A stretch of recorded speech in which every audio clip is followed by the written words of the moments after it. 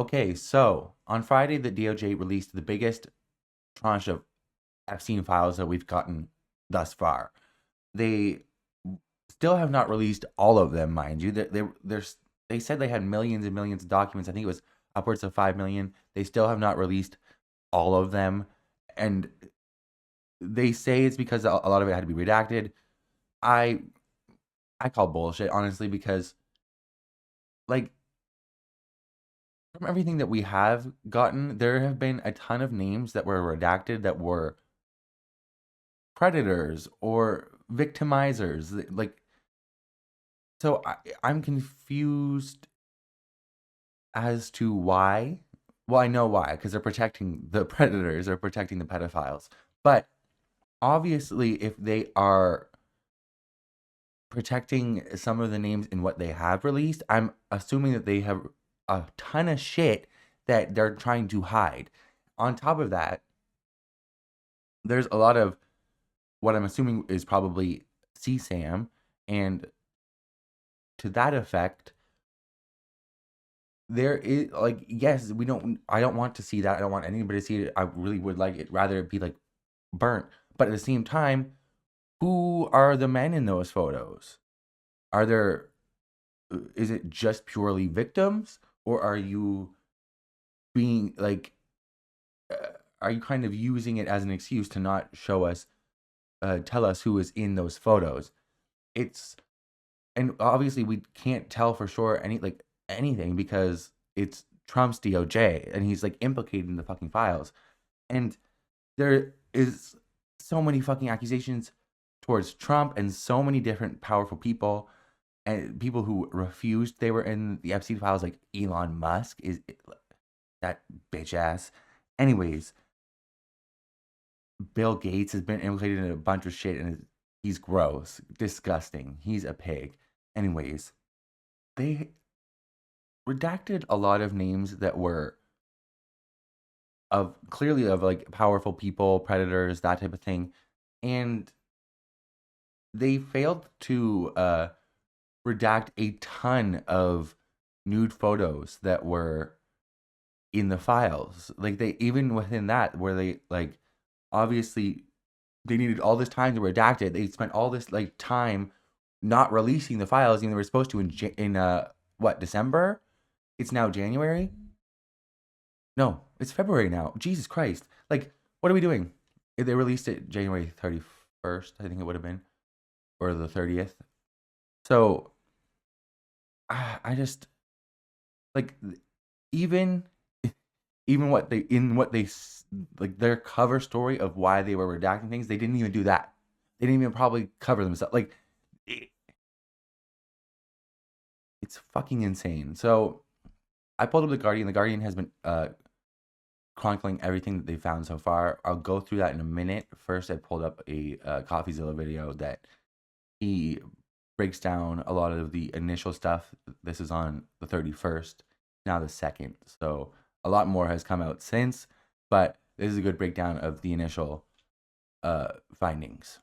The FBI just dropped 3.5 million files, and it is incredible. Huge bombshells about some of the most powerful people on the planet. I can't believe they let some of this stuff out. I mean, it is stunning. Honestly, one of the biggest lies we've seen is the idea that the FBI could possibly come to us and say, not only is there not a client list, there was no credible evidence that Epstein blackmailed prominent individuals. Guys, we're about to see planned blackmail to one of the most powerful people on the planet, and that is Bill Gates. Listen, there's a lot we're gonna get to, but we have to start with probably the craziest revelation here, which is Jeffrey Epstein emailing himself about Bill Gates. Now, if you don't know, Bill Gates and Epstein had a relationship post 2008. That's a big year. You're going to hear a lot today because 2008 was the time that Epstein pled guilty for soliciting of somebody under the age of 18. He was a predator at this point. Everybody knew it. Now, eventually, Bill Gates would get divorced when all of this came out. Melinda Gates said it was part of the direct cause for the divorce. She said she met Epstein and said he was evil. He was evil personified. So you have to understand, this is like Bill Gates' kryptonite. He's one of the richest men on the planet. He's got this huge philanthropy arm. But this relationship with Epstein has been a huge problem for him.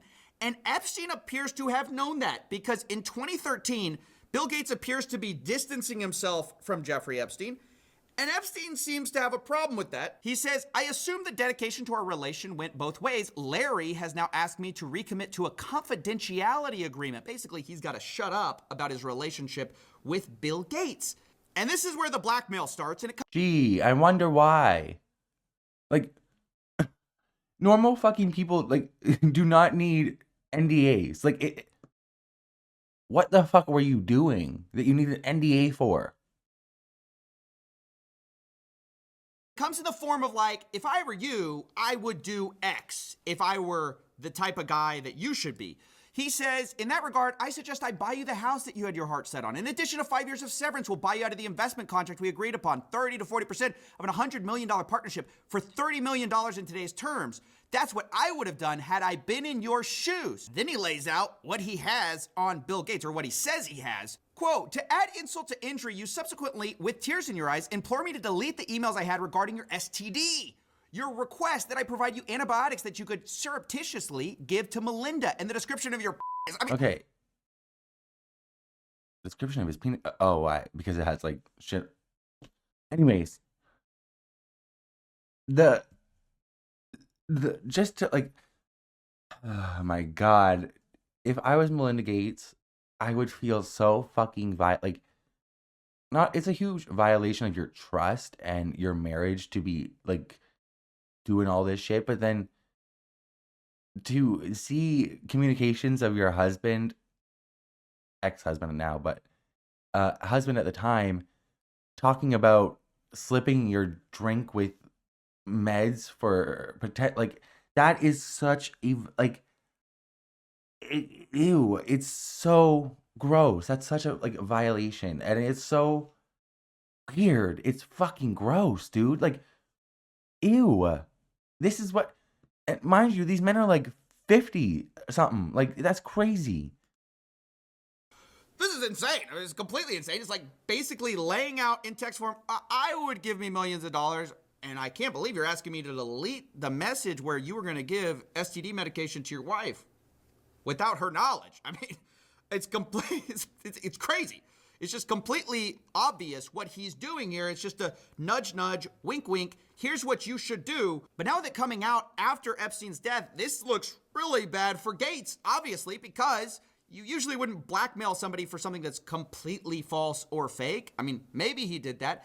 But we also know Bill Gates had affairs. Obviously, Melinda credits it for their divorce. So it's hard to believe there was nothing sketchy going on. Bill Gates, of course, maintains that it was completely above board. He says the fact this allegation was in here just shows how much Epstein was willing to defame people. But Epstein lays it out. He says he helped Bill get drugs in order to deal with the consequences of sex with Russian girls, facilitating his illicit trysts with married women, and to being asked to provide Adderall for bridge tournaments. Look, guys, this is What? Wait. Adderall for bridge tournaments? Like crib?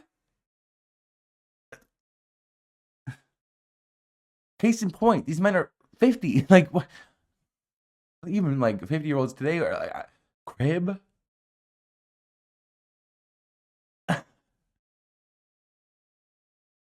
Okay, boomer.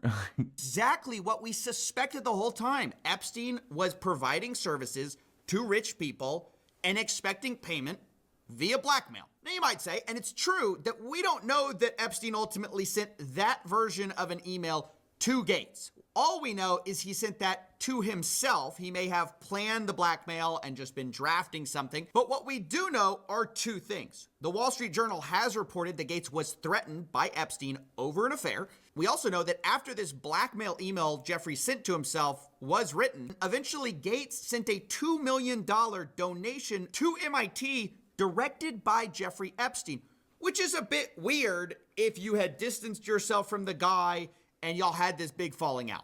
Now again, do we know for sure that Bill Gates did all of that? No, of course we don't. But do I think Bill Gates was innocently looking for charity advice from a after he already pled guilty? No, I don't. I'm sorry, I'm not that gullible. And speaking of not that gullible, we've been lied to also by another richest guy on the planet. Geez, it's a shock why they don't want to put this out.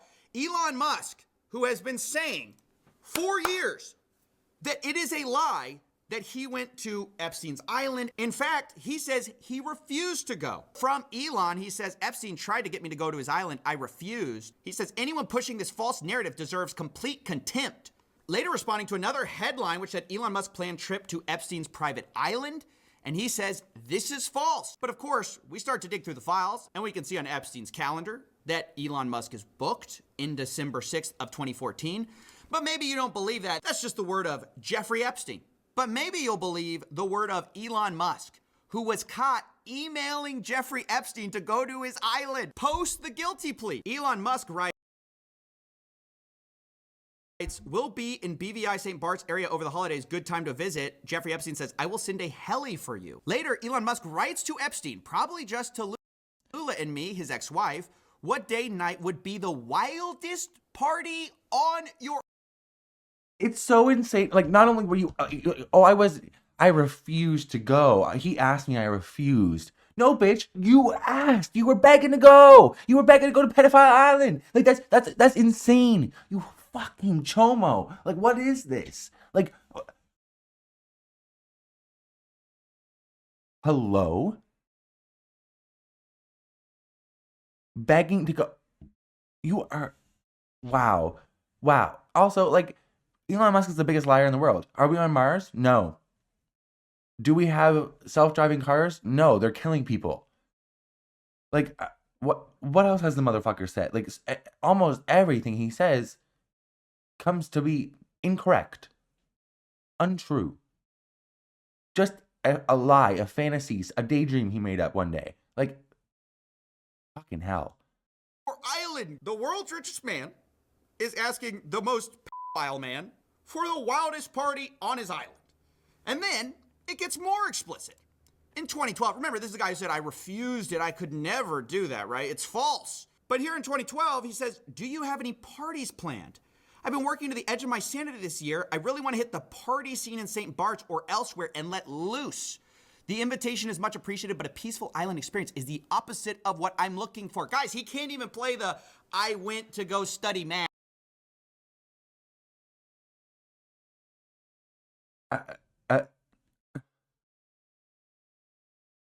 Insane. Also, Elon's daughter, Vivian, confirmed that they were in that area at the time. So she literally said, it leads me to believe that these emails are real and it happened. So, like, and I agree, because what the fuck is this? Like, okay. Excuse, which is what all these guys do. They say, hey, I just went to go talk to scientists. Elon's also, like, hey, let loose? Is that what you call raping young girls? Whoa. Okay. I don't want to do that. I'm looking for a party. That's what I'm here to do. And then Jeffrey Epstein writes, understood, I will see you on St. Barth. The ratio on my island might make your ex-wife uncomfortable. I can't believe these guys are lying to us and people are swallowing it still, thinking that Elon Musk had nothing to do with this guy. So again, that's 2012. That's 2014. But guess what? There's another time in 2013. I mean, this seems like a yearly thing with the boys. Here, once again, Elon Musk writes, we'll be in the BVI St. Bart's area over the holidays. Again. It's the Grove. It's like the real version of like what we expected the Grove to be. Like, you know, it's crazy. Is there a good time to visit? Jeffrey Epstein, any day, 1st to the 8th, play it by ear if you want, always space for you. They then plan some more, and you might think, well, if Elon ever told the truth, this is when he has to reject, right? Because he said, I refused. But actually, it appears to be one of those cases where, like, your friend says, like, oh, bro, I dumped her. And actually, it was the other way. Yeah, it turns out Elon didn't dump the The dumped Elon. He says, bad news. Unfortunately, my schedule will keep me in New York. Hopefully, we can schedule another time in the future. Jeffrey Epstein let Elon down. That's actually the real story. You're such a weird ass nerdy bitch. Even the fucking crazy fucking insane pedophiles don't like you. Like, oh my god. The reason he didn't go in 2013 was because he couldn't go. Jeffrey Epstein was not there. Guys, I mean, How blatant do they have to make it before we start to just see through it, right? When they issue these ridiculous denials, they're totally associated with the guy after the guilty plea. They lie through their teeth, but they can't even keep their story straight. I mean, that's what's crazy. They're not even competent at this. They get caught in their own lies all the time. Remember, the FBI's official story was they didn't blackmail. Well, before we even had these files, Howard Lutnick was on the record calling Jeffrey Epstein the greatest blackmailer ever. So how come Bill Gates and all these other people could hang around him and not see what you saw? Or did they see it and ignore it? Or No, they participated. right. That's what his MO was, get a massage, get a massage. And what happened in that massage room, I assume was on video. This guy was the greatest blackmailer ever. Interesting. Okay, so Howard has a different perspective. Now, if you don't know, that guy, do you think he's just telling the truth there? Even this guy who's contradicting the official narrative, this guy literally lived next to Jeffrey Epstein. This guy who's like, I'm gonna tell the truth. Those guys participated. That guy lives next to Jeffrey Epstein. And by the way, he lied too. I love this video we're about to get into because this guy, Mr. He's the greatest blackmailer ever, does he know something we don't know? Because it's interesting, Mr. I'm his neighbor had to also explain how he had nothing to do with Jeffrey Epstein. And he lays it out pretty simply. He goes, yep, I lived next to him, but in 2005, I had such a horrible experience that I knew I could never talk to him again. He was your neighbor for 10 years. How well did you know him? We move in 2005, okay? Jeffrey Epstein is arrested in like '08, I think, or something like that. Right. So knock on the door.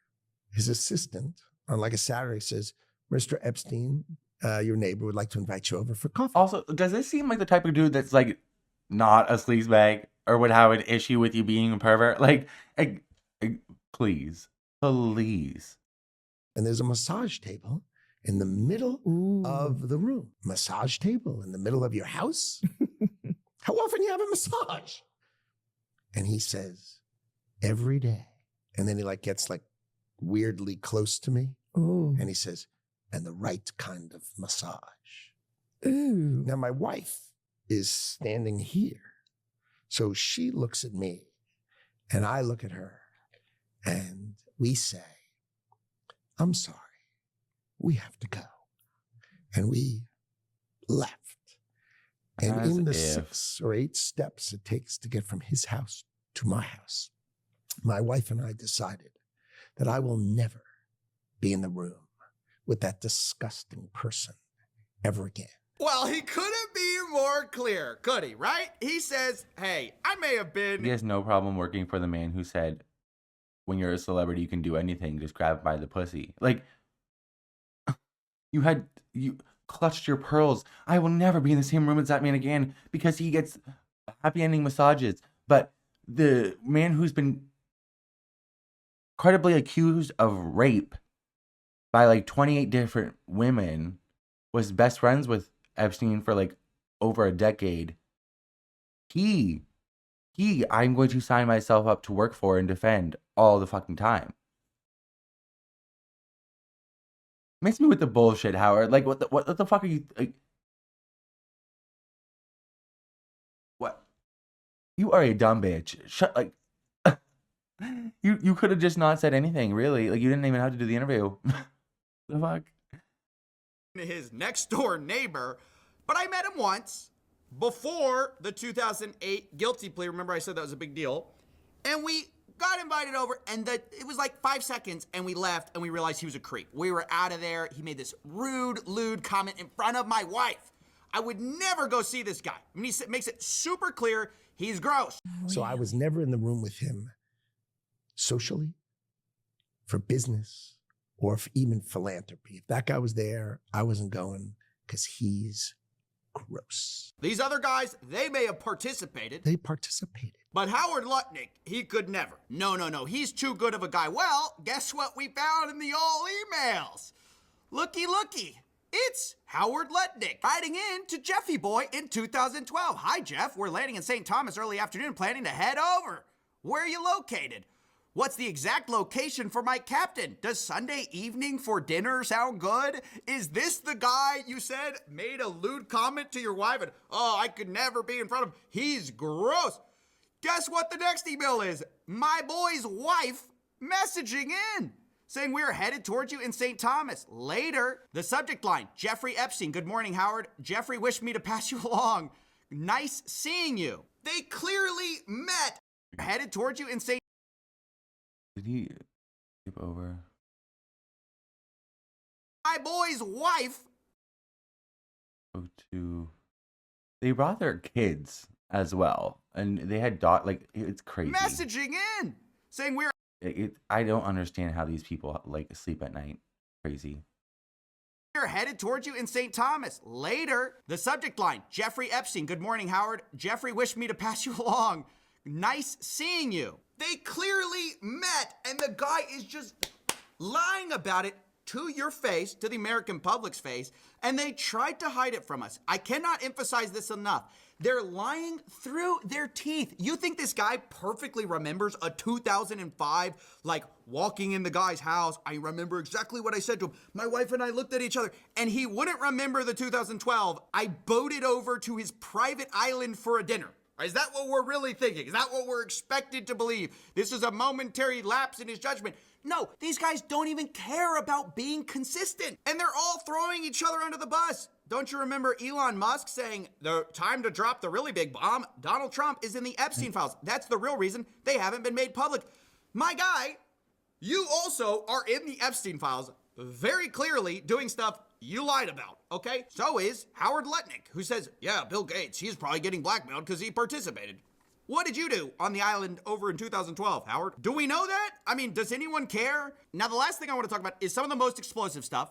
It's also, again, I have to say, unverified, okay? This is the NTOC, the FBI's National Threat Operations Center. And the challenge with confirming some of this is that these are anonymous tips, or they black them out at least, so we don't know who they are, and anyone can drop a tip.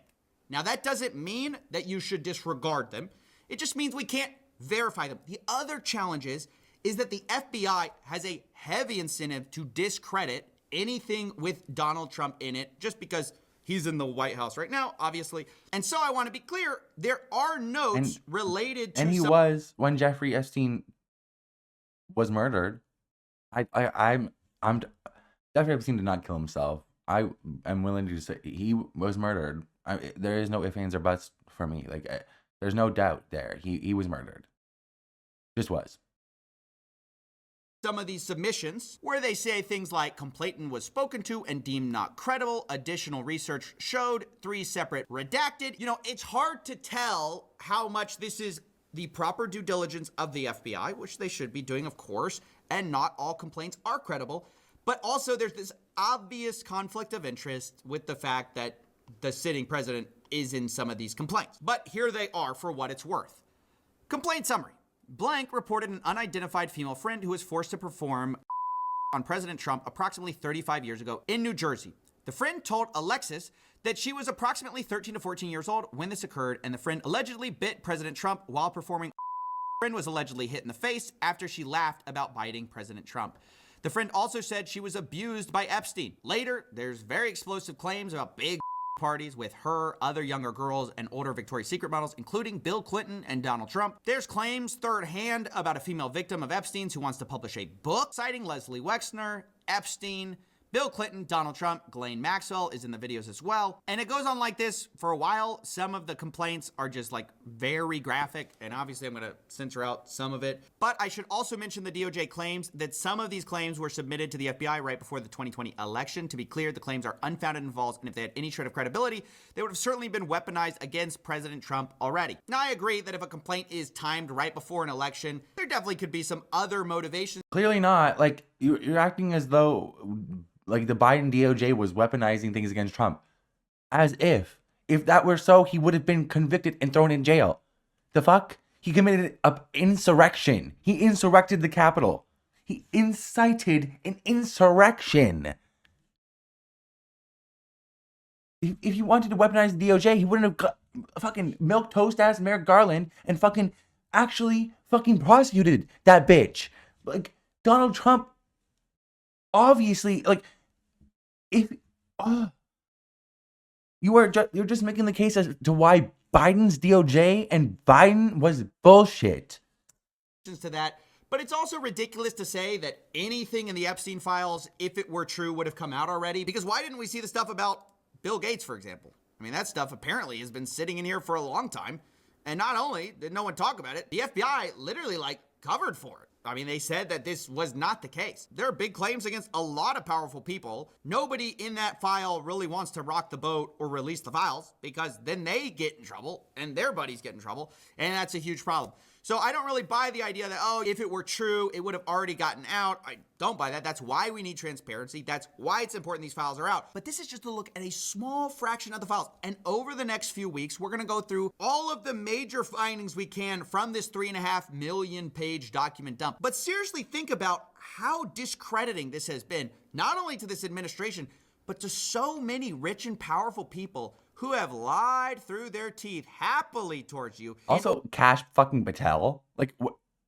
That motherfucker perjured himself, like, colossally.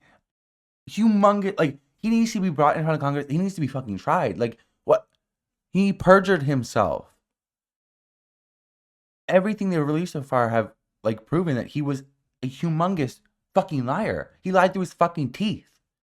Or he has no idea what the fuck he's talking about. And even then, he needs to be, like, get him out of the position that he's in.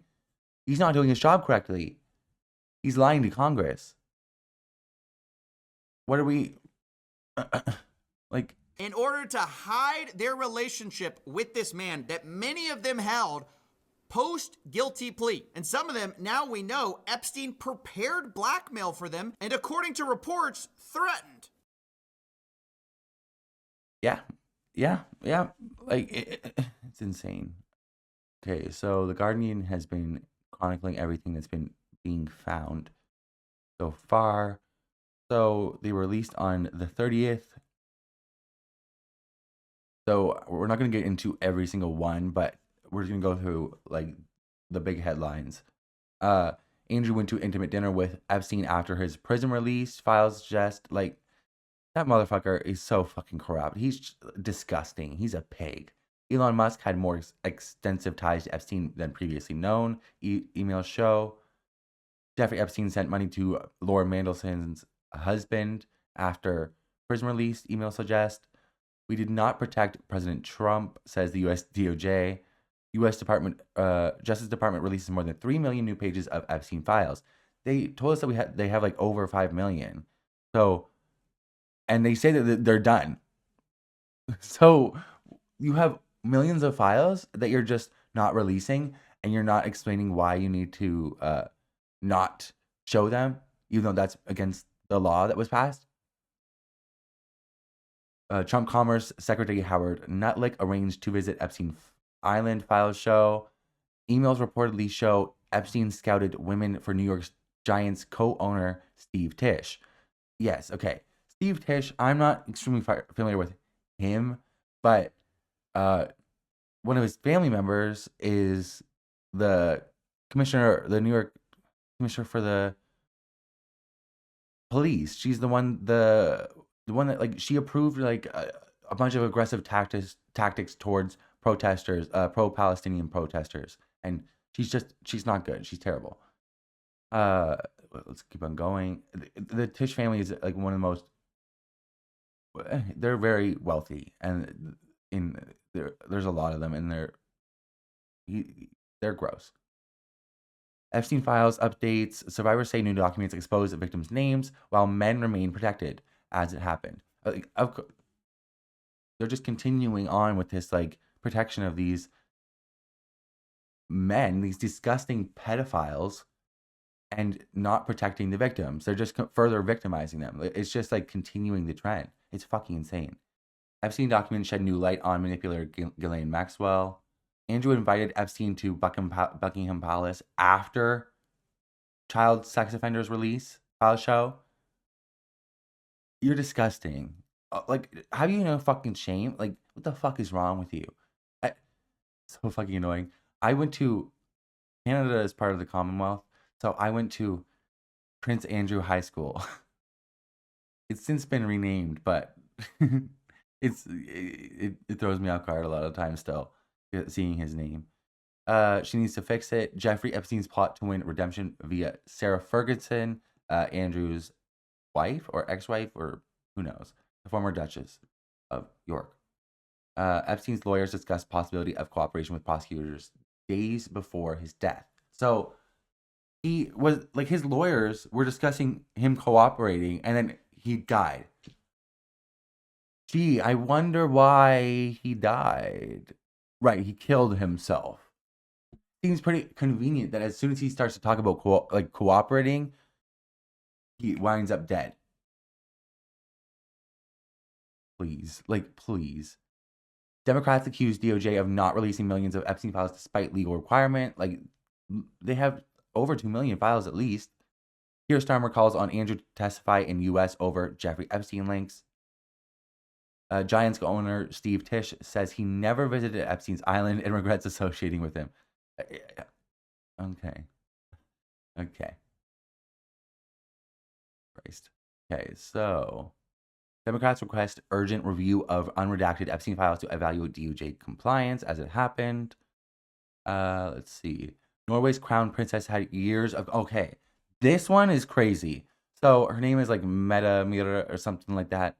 And she was asking like parenting advice for her like 15-year-old son from Jeffrey Epstein. And one of the things she asked him was like, would it be okay if a mother got her son like a wallpaper with naked women on it holding a surfboard?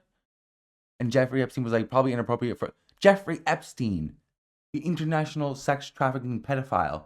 He was like, no, that would probably be inappropriate for a mother. Mother should stay out of it. Mind you, that son that they were speaking of, he has now raped, like, he's been accused of, or credibly, I think it was convicted of rape, like, of four women, like a bunch of different charges. It's crazy. It's like, what the fuck? How what was that home like? The Jesus Christ. Also, you're asking, I can't get over parenting advice from the international sex trafficking pedophile. Okay. Todd Blanche says a review of Jeffrey Epstein's sex trafficking case is over. See, that's what they're saying. It's you have millions of files still, and tons of things have been redacted without explanation that you were not supposed to redact. You are protecting people. Democrat slams U.S. Justice Department's release of Epstein files. We are witnessing a full-blown cover-up. Abso-fucking-lutely. Mandelson resigns from the Labor Party to prevent further embarrassment over Epstein links. Good, bitch. Get the fuck out of here. Mandelson should no longer be a peer, says Starmer. I mean, The Guardian is a UK outlet, so they're gonna... Can Peter Mandelson be stripped of his peerage over Epstein links? Second woman alleging Epstein sent her to the UK for Andrew encounter wants apology from King's lawyers. Jesus fucking Christ. It's insane. And that's everything they have so far. And that's still not even everything. There's a lot of emails pretty much confirming that Jeffrey Epstein was Mossad. I mean, we already pretty much had it confirmed. I did a few videos on it from about Dropsite News' reporting that he was pretty connected with Israeli intelligence. Not only that, there's emails of him saying things like, maybe you should let them know that I'm not Mossad before we meet. And it's like, why on earth would you say that unless you were Mossad? Like, it's crazy. And that was to Ehud Barak, the former prime minister of Israel. It's insane. Also, there's a 3-hour phone call between him and Ehud Barak, or like a recording maybe, and Epstein and Ehud Barak. And Jeffrey Epstein is introducing him to like what Palantir is and Peter Thiel. And now Palantir is being used as a tool, like their software is being used in the genocide in Gaza. So it's in like, if we follow like some of these things, it's insane. There's a ton of emails showing that Jeffrey Epstein was not only Jeffrey Epstein, but there was other men, but their names are redacted, referring to things like pizza, clearly talking about not pizza, and it looks as though like some of the Pizzagate shit was real. But then we also find out from this latest dump that Jeffrey Epstein was in close contact with the founder of 4chan, and then he was like directing him to go start this ultra right wing subreddit that Galen was super active on. She was a moderator of it. Like, it seems as though they kind of planted the Pizzagate theory in these conspiracy theory right wing nut circles to make it seem as though it would be crazy, like when they were actually doing these things. And obviously, Pizzagate went into some crazy. It went way far off the rails. It went like, and clearly it was by design, but like, it's insane. Like, there have been pictures of Jeffrey Epstein that we see now, that like he was in like CI warehouses, basically. Like, you can see there's a picture of him with a woman. The woman is redacted, but in the background there's cases everywhere, and the CIA logo is on all of them. It's insane. Clearly he was some sort of intelligence agent, but I guess he was some kind of like freelancer, like he would do whatever he needed to do for like the highest bidder, I guess. Like, I don't fucking know, because he was clearly working with Mossad. He's working with CIA. We've also seen new emails that he was very clearly working with KGB and Russians and Putin, like close contact with Putin. So he had his hands in pots all over the fucking place. Somebody asked him, there's another email where somebody asked him about his connection, if you knew anybody with influence over Assad. And he writes back, this is not for email. It's insane. And obviously there's a lot of sexual stuff, and I'm not really going to get into it. At this point, like, I want to know who's doing these things, but I'm not really interested in hearing those types of details a lot of the time. I just want to know the name. I've been and more importantly, what I think is very important that we can't get what cannot get swept away in this is the fact that this man was very clearly a fucking spy, and he was working for whoever the fuck would pay him the most, and he was blackmailing people and using these, like, yes, he was an international sex trafficking pedophile, but I believe he was using that in order to like fuel this, like, you know what I mean? Like, he was the pedophilia, international sex trafficking pedophilia. He's a pedophile, but he was using that as a way to blackmail and get information so he could be a fucking spy. Like, and I understand it's a lot of people, the salacious nature of a lot of these details, a lot of people will focus on those, but we need to like keep our eyes open. We need to walk and chew gum at the same fucking time. We need to like focus on, like, keep two separate ideas in our mind. This is one thing, and this is one thing, and they are connected, but we need to be able to focus on both.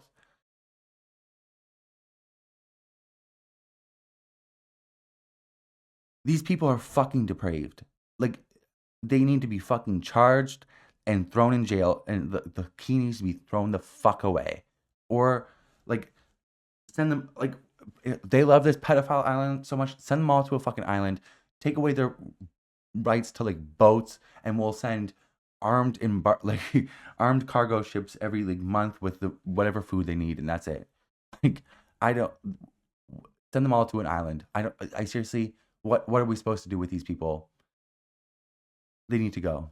Guillotine. we like bring it back. Honestly, I'm so fervently against the death penalty, but like you have committed crimes against humanity. Like these are billionaires. So obviously, what first of all, like you there is no such thing as an ethical billionaire. So these motherfuckers have exploited labor and society and people and the working class to amass these humongous, disgusting amounts of wealth. And now it's corrupted them so fucking much, just exploiting people and just being such a terrible fucking person that they turn into these like monster pedophiles. They're the worst possible thing that society has ever had to fucking offer. Not only are you depraved and disgusting in your private life, but in your work life and your like public life, you are a huge exploiter of labor, of people, of their work, and like you don't give a fuck. You are willing to fucking pay people fucking peanuts, like pennies on the like verse like and take all the wealth for yourself, and you are a piece of shit. You don't deserve anything. You don't even deserve peanuts. Like actual peanuts, bitch. Like Jesus fucking Christ. Okay, so coffezilla has been doing a really good job of compiling most of the most important parts of the Epstein file dumps that we've been getting so far. The latest dump we've already watched his first video on. This is his second video that we're going to react to now. Let me shrink myself first. All right, there we go. Okay.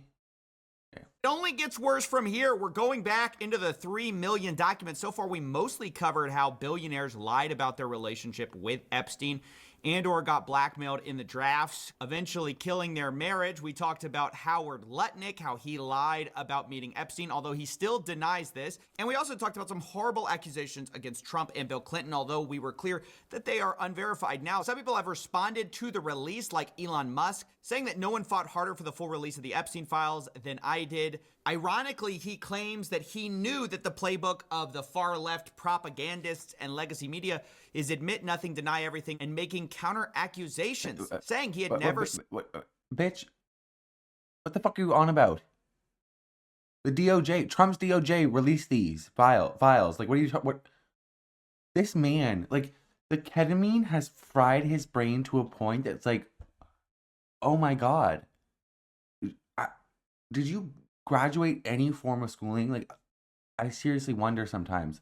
People think you're a genius. That's crazy. What?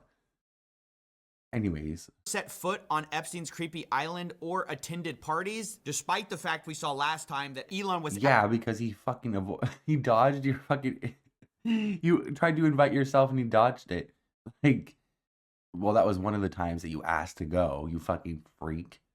Asking to be invited to the party. What day night would be the wildest party on your island? Nevertheless, I think it's an interesting point. The playbook, as we get into this much darker side of the 3.5 million files, you're gonna notice this trend is true, that everyone we're gonna talk about, basically they admit nothing, they deny everything, and then they usually make counter accusations against other people in the files. Almost no one has faced any kind of consequences for this whole thing, leading me to wonder, why is it that it seems like really only in the rest of the world has anyone faced anything? I mean, you've got the former Prince Andrew losing his title. You've got the Slovakia National Security Advisor resigning over the Epstein links.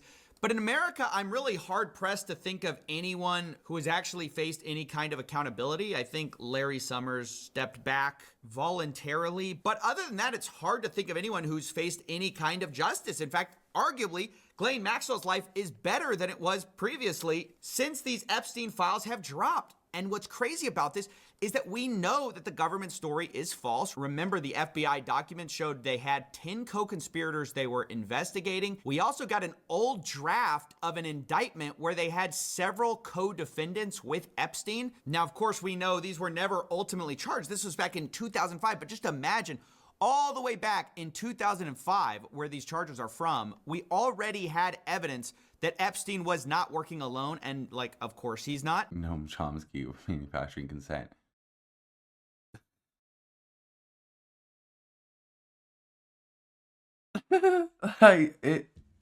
It's not funny, but damn, like, damn. But now we're going to talk a little bit about how the scheme operated. Now, to be clear, we're going to talk in a second about the laundering of Epstein's reputation, the people who protected him this whole time. But right now, I want to talk about how Epstein got some of these girls in the first place, because the Epstein files provide an interesting look behind the curtains. Obviously, we know Ghislaine Maxwell was helping, whether it be procure the girls, talk them into stuff. But now we have emails of a different side of the scheme. It says, yesterday I spoke to Daniel Syed, who Jean-Luc Brunel describes as a scout or recruiter of girls or women for Jeffrey Epstein. Attached to this incoming email from Brunel is the contact information he has for Syed. And then they blacked out his number and email. But digging into Jeffrey's emails with Daniel shows that he was constantly sending him links to girls. It shows Jeffrey Epstein paying Daniel 3,000 euros, which, to be clear, was the amount that was agreed to by Jean-Luc Brunel. Quote, Dominique, we will... I'm sure he'll go over, but Jean-Luc Brunel is, he owned a modeling agency.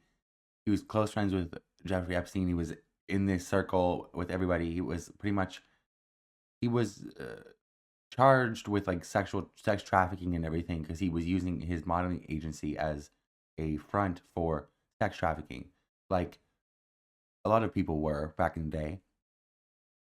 And once he got charged and he was taken into custody, he died the exact same way that Jeffrey Epstein did in prison. He hung himself in the same fashion, which is just, it's curious that all of these international sex traffickers for the elite, once they get convicted, once they get caught, they end up dead. Suicide, right?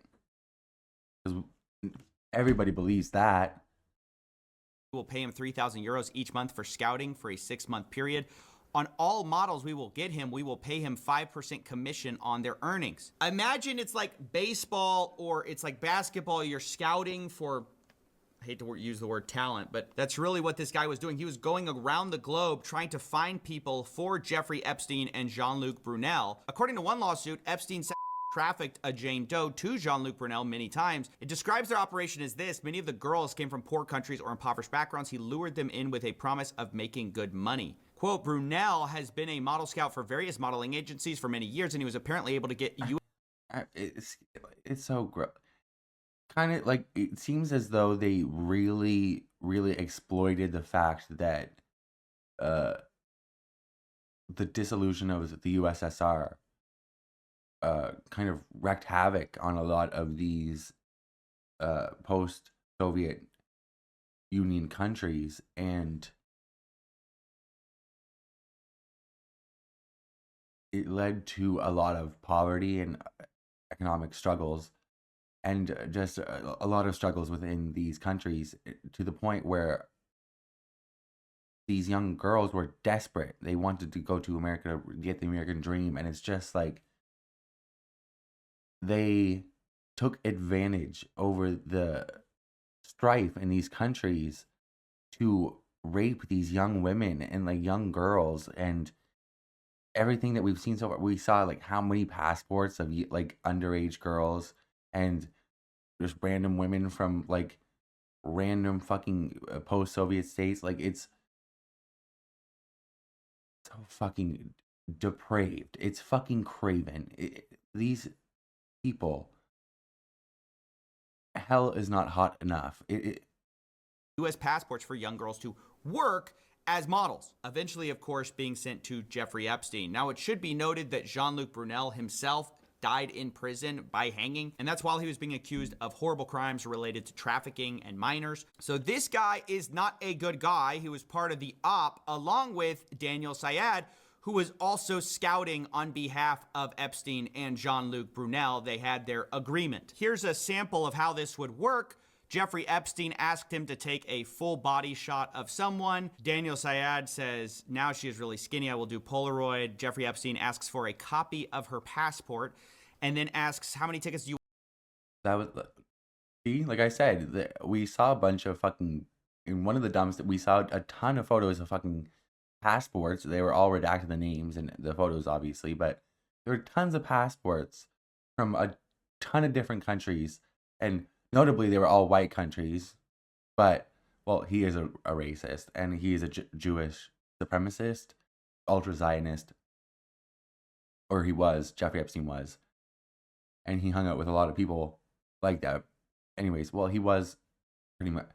It's pretty much confirmed at this point. It's not. It's not a conspiracy. Like, he was a spy, a special agent for. I guess he freelanced. He mainly worked for Israel, but he also worked for CIA and KGB, and it's crazy. So obviously he's like a Zionist, but he's also like pretty rabid Jewish supremacist. Like, the way that he talks about non-Jewish people, or the way that he talked about non-Jewish people, aka goyim or goy, yeah, he's a Jewish supremacist like that. And a lot of people are focusing on these things, but like, it's so not really. It's really just not important at this moment in time. He is. We see proof. Like I just said, we pretty much have proof now that he was a special, like a spy. The dude was a spy, blackmailing people with fucking their fucking pedophilia, or pictures of them fucking people, or like whatever. Like, it's fucking insane. You want for Woody, meaning Woody Allen. He says 2. Okay, thank you. Full body if possible. And then Jeffrey Epstein says, doesn't look too happy. Comments on her body. And then he says Also, I forgot. Woody, like, just the worst people in the world. Like, what? Woody Allen, the worst people live forever. The most evil people live forever. He's old as a hill. Jesus. He is very sweet. I'll skip a few of the sordid details here. They comment about her body extensively. And then Jeffrey Epstein says, I sent a request. Does she want to come out to Paris on Sunday? He says, I will invite to come. And this is basically how it worked. Daniel Syed flew around the world looking for women, sending photos to Jeffrey Epstein, who then would get copy of their passports and bring him to the States. Here's an example of this. Daniel Syed brings him a girl. They didn't redact this name, but I'm going to do it. He says, very nice, easygoing, dream to work in the United States or visit the United States working as a model in Dubai. He asks age. Daniel says 22 or 23. I forgot to ask her. She looks younger. I have her number if you want to go to the United States or visit the United States.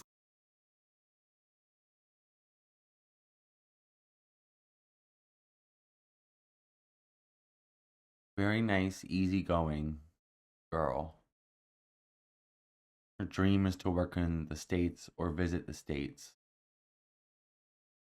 Right now, she's working as a model in Dubai.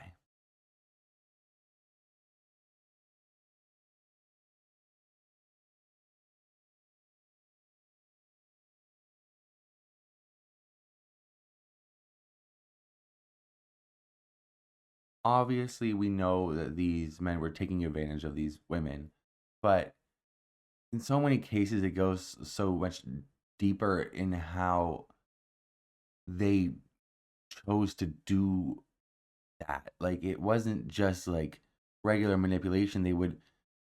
They're taking advantage of this young girl's dreams. She's 22 or 23. Like, she's just a kid. And how old was Jeffrey Epstein at this time? Like, fucking in his 50s? Like, honestly,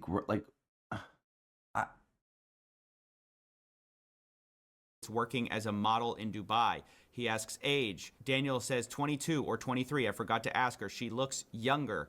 I have her number if you want to call her. She was going to send this evening. And this happens over and over. At one point, he talks about a Thai actress. Jeffrey Epstein says he can see her on Wednesday, and then he complains that she wants to meet in a restaurant. I don't do that in New York, and then says she didn't even respond. Not nice. The point is, a lot of these girls were looking to come to the United States for one reason or another, for some kind of dream. They would ask for passports or visas, and then ultimately get sent here by this network of people who would later be accused of trafficking or other abuses. Now, to be clear, there have not been charges against Daniel Syed, and the government, remember, says they have no evidence to go even predicate an investigation against uncharged third parties. So it's a little bit bizarre to be reading about this scouting operation for Jeffrey Epstein, the way he recruited girls, and then be told, yeah, nothing to see here. Yeah, one of the scouts was like this, like, who himself in jail. But no, there's no one else here, even though there's definitely guys floating around. Even though we literally have redacted defendants in our old draft of an indictment. We have nothing to do. We can't possibly imagine doing anything. And that brings me to one of the frustrating parts of these whole files is the redactions. I mean, I know I've been over this, but it's a different thing. In the past, the files were sort of overly redacted to protect people.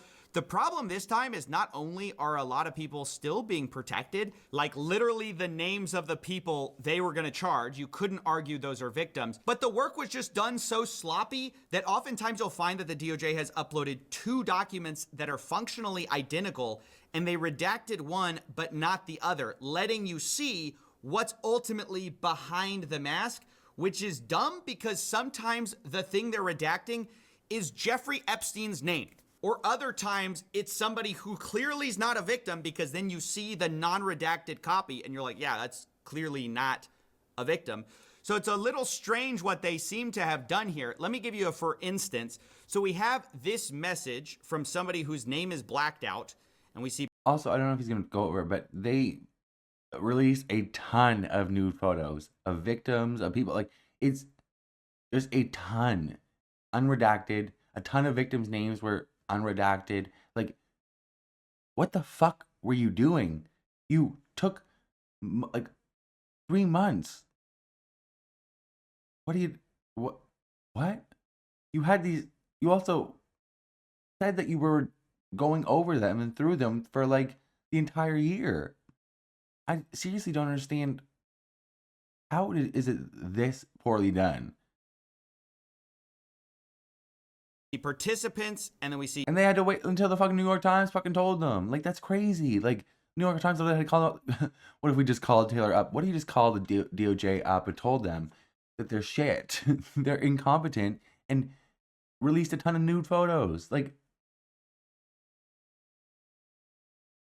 and they didn't even release everything. So, like, crazy. Jeffrey Epstein is involved, right? And it says, we need to work around your 38. We need to push back on the lies, then crush the pedo trafficking narrative, then rebuild your image as a philanthropist. Now, I want to know who's doing that. Who's trying to rebuild Jeffrey Epstein's image, right? Well, we go ahead, we scroll down, and we see that Jeffrey Epstein sends something. He says, in any bar where drinking age is 18. Steve Bannon. Sorry. And you see the participant is once again blacked out. But underneath it, in a separate file, we see Steve Bannon, a famous sloppy Steve Bannon. He was all over the first Trump regime. He's been like, what the fuck is this? Like, what? Subpoena him. Like, what? Subpoena everybody. Like, charge everybody. Everybody needs to be investigated. Years and years ago. What the fuck? He's trying to rehabilitate the image of fucking Jeffrey Epstein, an international sex trafficker, as a philanthropist. Crush the pedo trafficking narrative?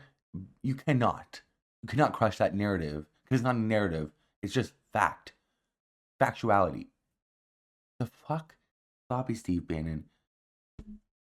Please, Bannon. Like, this political figure is in here and he's saying the same thing. He says, first, we need to push back on the lies, then crush the trafficking narrative, then rebuild your image as a philanthropist. Guys, why did you censor out his name? Or like, why was that censored at all? I don't understand. And I certainly don't understand why Jeffrey Epstein's name in this one is censored. So Jeffrey's not censored in this one, but Bannon is. And then Bannon's not censored in this one, and Epstein is. And sometimes this creates the bizarre impression that they are censoring for victim names or for some like kind of victim status or for some reason. And then you see the other file and you're like, why did you do this? It's just very poorly done throughout. That's just something I wanted to comment on, is not only did they once again not fully redact things because they were sloppy, but also Like, victims' names got stuck in this. Like, girls' names appear sometimes, and like, I'm not sure, are they supposed to be redacted? Because they're redacted over here. They're not over here. I can kind of figure out who it is. It's just kind of a mess. I needed to point that out. You know, other times we have things like this, like Brock Pierce, a co-founder of Tether, also known as the biggest stable coin in the world. He sent a message to Jeffrey Epstein with the subject line Anastasia, and then it's just a bunch of redacted stuff with a few untitled JPEGs in here. And so, you know, you're thinking to yourself, what is this? Is he sending some illicit media? Like, what is this? Well, then we have this page where it wasn't redacted. I put that little dark square that I didn't know if this should have been redacted or not. But it's like a bunch of JPEGs. Now, does that contain victims? Is Brock Pierce sending photos of victims? I don't know because of the way the government did this. But underneath, it says, the Ukraine is now my favorite country, smiley face, Brock Pierce, with the subject. Case in point, like I said, they were using these post-Soviet states as like a hunting ground. Like, it's absolutely fucking insane. Like, okay. Line Anastasia. I don't know what to make of that. I'm just saying the redactions, like the way they did this is not good. But now let's Also, we've heard so many accounts of like how many victims there are. And a lot of those numbers consist of like American victims and ones that we know of. How many girls are there?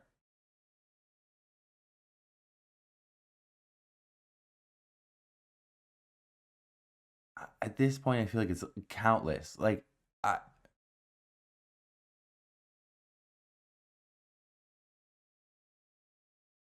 return to Steve Bannon and his we're gonna crush the trafficking narrative, because this guy, oh boy, has been revealed in the files to being like Jeffrey's right-hand PR man.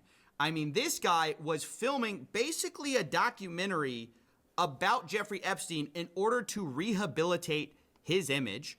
And some of it has actually leaked to the public. It's been interesting to watch how that's been received. But the funny thing is that originally Jeffrey Epstein's plan was to just do a YouTube video, like an apology, like a old school 2016, turn on the camera for authenticity and saying, you know, he says, do you think I can do my own video interview and upload it to YouTube? No sandbagging.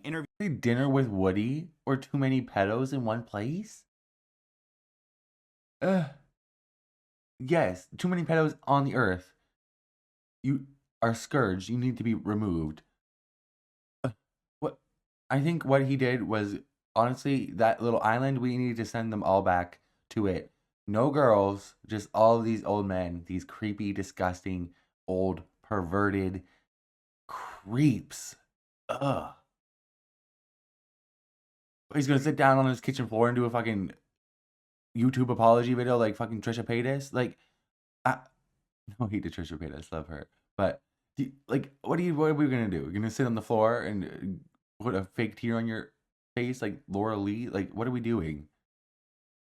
Interview format or like a diary piece. Steve Bannon says if you do an interview, it can't be like Johnny does a YouTube. It has to be amazingly professional and perfectly cut.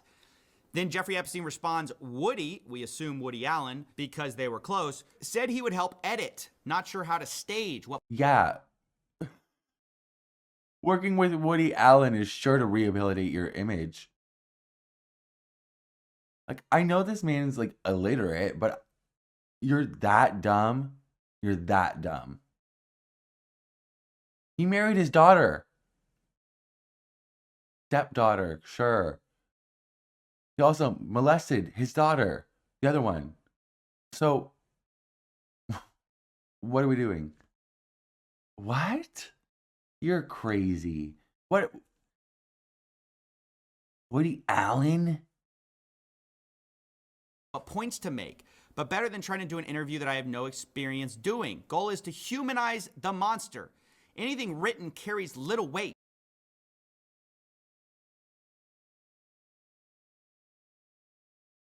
So you agree? You're a monster. What an insane thing to... To which Steve Bannon replies, yes, Jeffrey Epstein. Should it be an interview format, interviewed by me? They start talking about, like, how do we do this? Humor, apology, how did I get rich? Question mark topics. They're breaking. I know what you can do. You can do a town hall with Barry Weiss. I'm sure she would love to have you on. She would have. Oh my God. In your place, she'll just have on Alan Dershowitz and Peter T.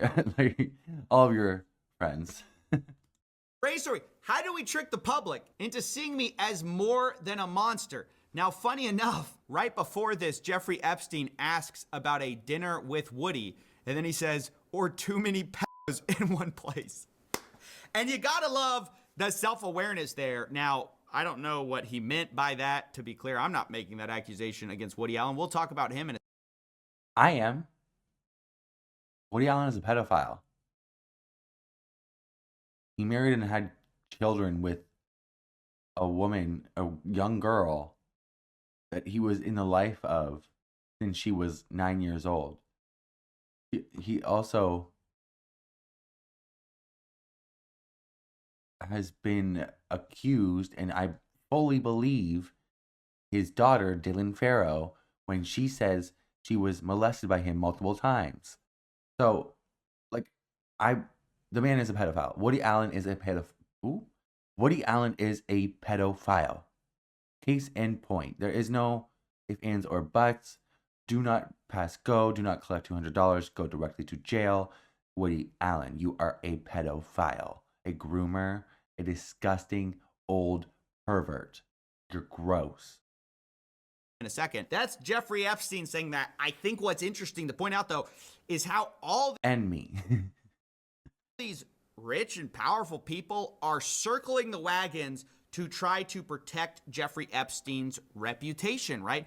This is a guy who at this point has been known for years to have pled guilty to these 2008 charges. This was an open secret. And so Steve Bannon goes along though anyways, and he films this documentary. Now what's interesting is he starts talking about the documentary and he starts saying, I'm watching our second hour now. Guys were blown away. I didn't think it was as strong at the time, but I was wrong. Need huge part about threat of AI versus reality, threat of climate change. And this is where the notes start going back and forth of how can we get you to think of other things? So part of the conceit of this big interview of Jeffrey Epstein was to try to humanize him and actually present him as this genius, everyman, quirky guy with a few flaws, right? They knew they couldn't run away from the crimes. To quote, in Bannon's words, yes, yes, yes, of course, but we must counter rapists who traffics in female children to be by world's most powerful, richest men.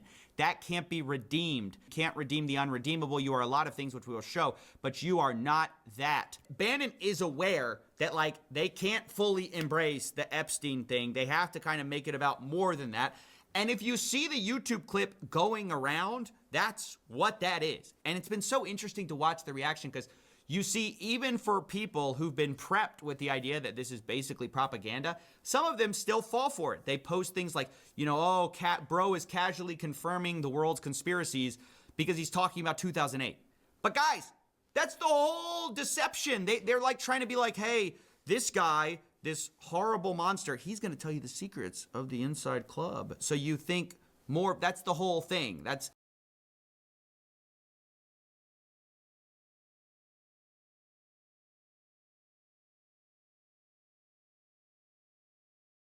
The more I delve into this world, the more I understand how so many people get scammed so easily. Like, wow, you are a dumb bitch.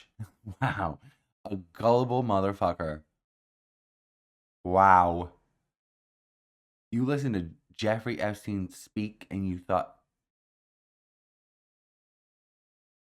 you've seen him, right? Like, what are we...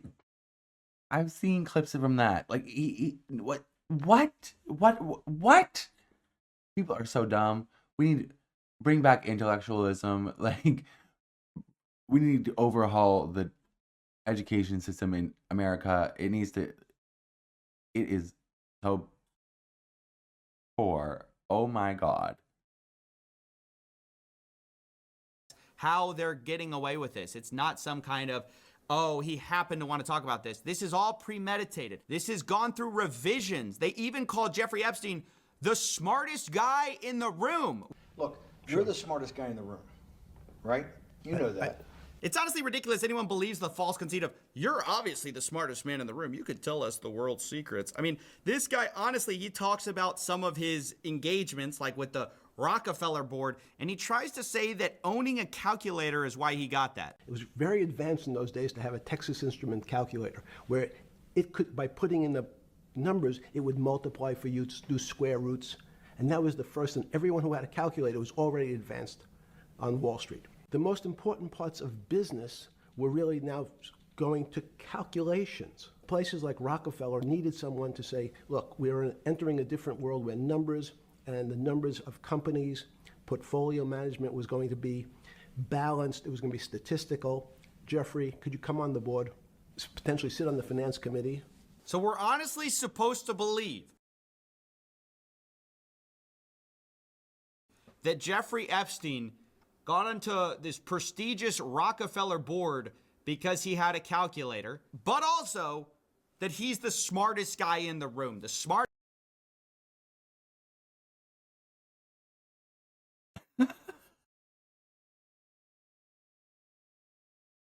What the fuck? Like, that's not what. And people were commenting. Wait. Blow us off the map. Abolish the USA. We don't know. Like, what?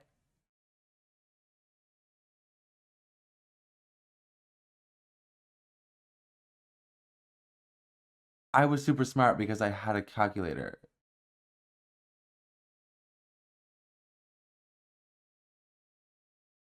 So your advantage was that you went to Staples? What? As if the other board members couldn't afford to go down to the fucking Staples, buy themselves a Texas Instrument fucking calculator? What are you talking about? You imbecile. That's like, it's like a teenage boy. Like, how do you how would you think you got, if you would raise up through the ranks back in the 80s? I would have a calculator. Okay. What?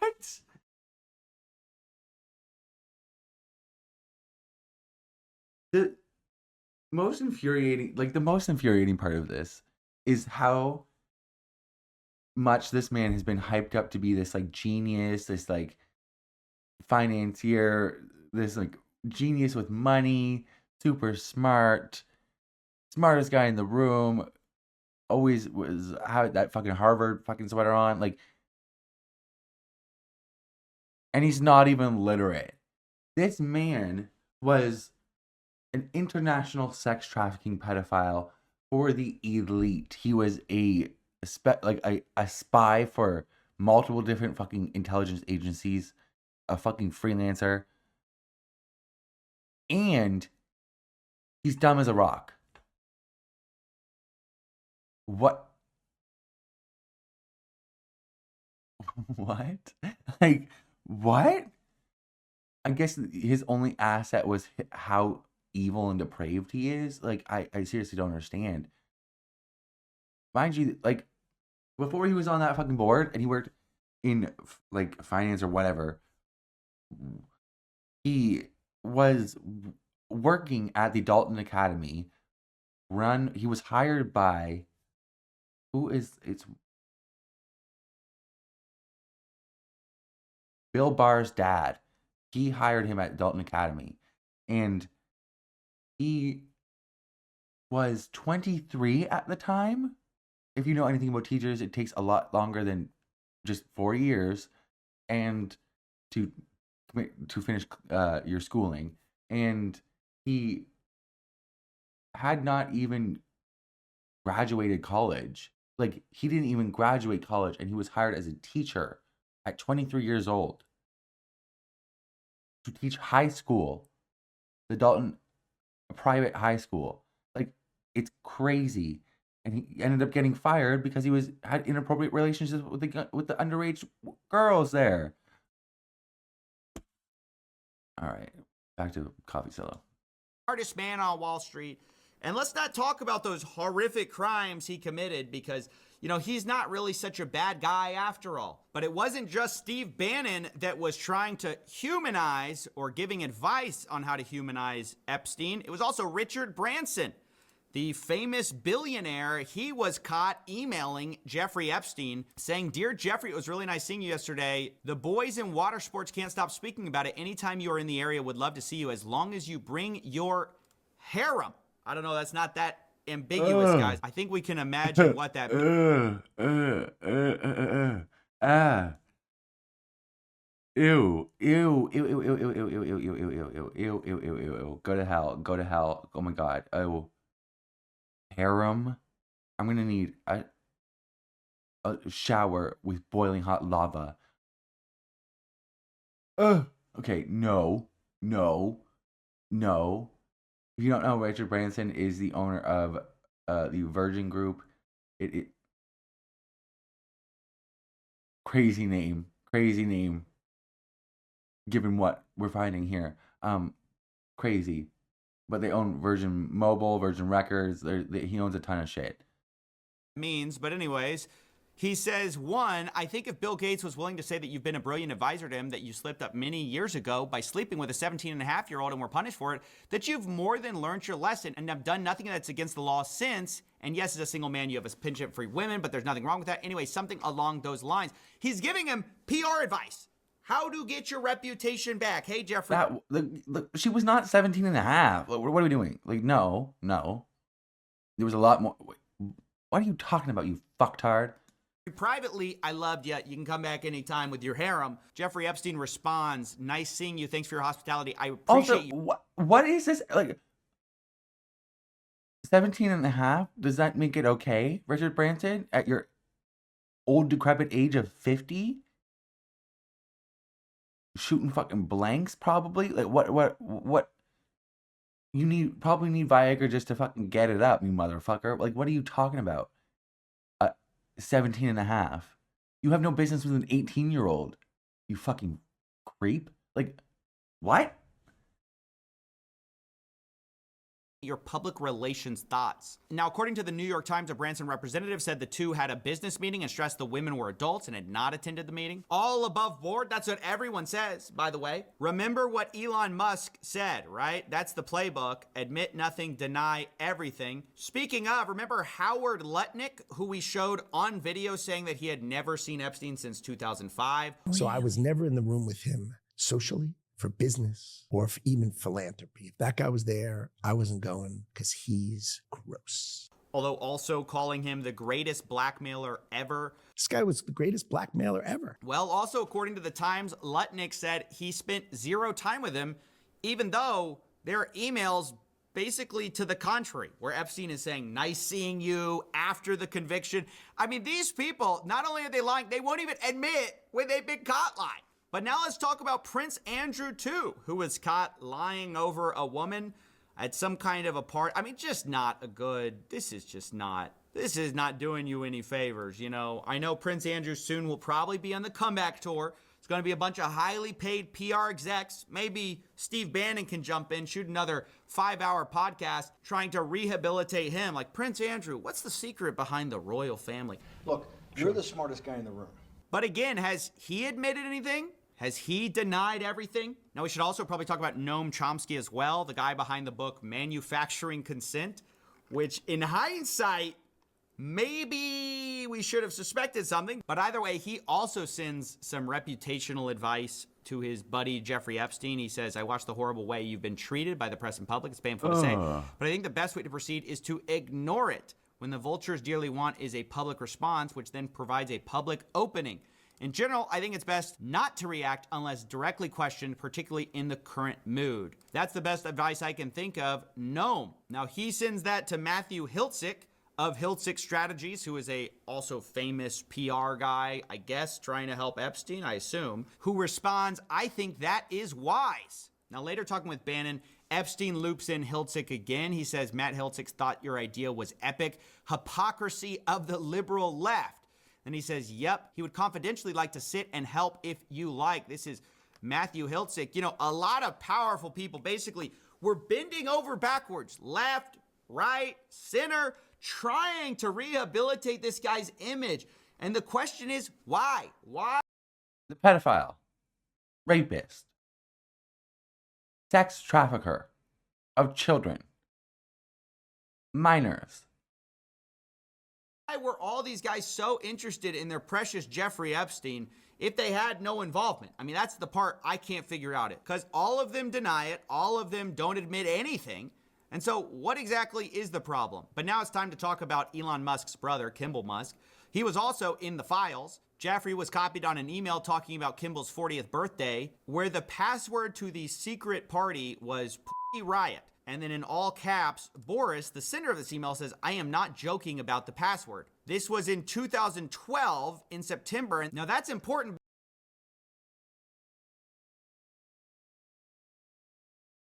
Why are all these what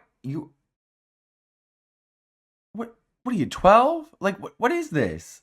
I don't understand. All these fucking old ass fucking men in their 50s and 60s and old ass decrepit ages, and they're so like talking to each other like younger than frat boys, like high schoolers. It's crazy. High schoolers with billions of dollars, the worst people ever. It's crazy. Because a little bit later, Kimball Musk is emailing Boris Nikolic and Jeffrey Epstein, and he's talking to them about being connected with some redacted name and saying, I believe you both played a role, whatever that means. Now, whether this was at the party or, you know, right after their meeting in October, I don't know. But what's interesting is Boris responds and says, Kimball, just FYI, you better be nice to redacted. Jeffrey goes crazy when someone mistreats his girls/friends, so better be very nice to her. Kimball Musk responds, message received, wide and clear. Then he says, seriously, I'm very happy with my time so far with Jennifer. She's great. Now again, was that supposed to be a redacted name we just read? Like, I don't know. They've been redacting it in earlier emails. Then all of a sudden you just get Jennifer. I can't really figure that out. But what I can figure out is that a little while later, a few days later, Jeffrey Epstein gets an email. Now we know Kimball credits the meetup and says Boris and Epstein were responsible in some way for this. But now Jeffrey Epstein's being emailed about Jen's schedule. Is that Jennifer? I mean, it seems like it, because Jen's schedule for the rest of the year, and it seems like the assistant has copy and pasted Jen's response, because she says, Sue, these would be dates in November, and then starts saying, you know, she can go to New York. She says the 29th to the 7th, she's free. Kimball to New York. Then she says, Kimball, Jen, London. Kimball, Jen, London to Morocco, ? Then she has a break, and then it's Jen, Kimball, St. Bart's, assuming we're not sick of each other by the end of November. Now, I can't figure out, why is she running this schedule about when she's hanging out with Kimball, who Jeffrey set her up with? Like, why is she running this by Elon Musk? To be clear, I don't know. You know, there could be, I guess, innocent explanations for this. Maybe, I don't know. But all I see are constant, powerful people either being introed to girls, talking about the harem, talking about beautiful ladies, and the FBI, they can't figure it out. They have no evidence to even investigate third parties. Why? I guess because they're rich and powerful. Around the world, we're seeing resignations. We're seeing people lose their status. But here in the United States, we've got like multiple presidents in the files. We've got the world's richest man in the files, several of the world's richest men in the files, and we just can't drum up any kind of evidence. It's just incredible to me. Now, I also want to talk about another rich and powerful person, and that is Peter Attia. He's a podcast bro. He's a longevity expert, and actually... Now, I'll be real with you guys. I have no idea who the fuck this is. Sorry to this man. I don't know him nor his bald head.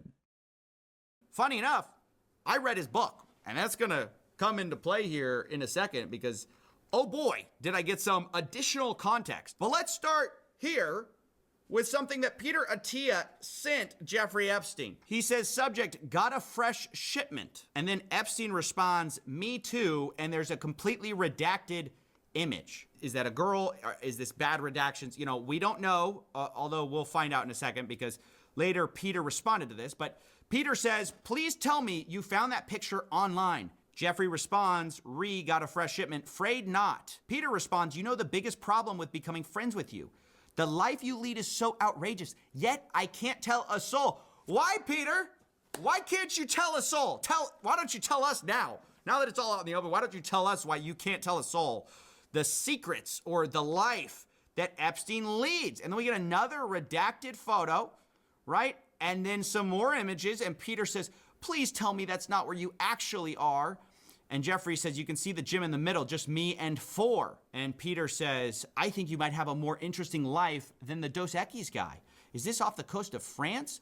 No, it's my island in the Caribbean near St. Thomas. If you go to Google Earth and type in Little St. James. Beautiful. Isn't that nice? Behind closed doors, it's beautiful. In public, we'll hear about what a monster this guy is, right? But behind closed doors, when nobody's watching, oh, it's beautiful. There's some other stuff Peter Attia said, which I'm not going to get into. I don't think it's very, appropriate for medical professionals to be saying such things. But, this wasn't all business, right? This wasn't. Or old ass fucking men. Like, don't you think you would have some, like,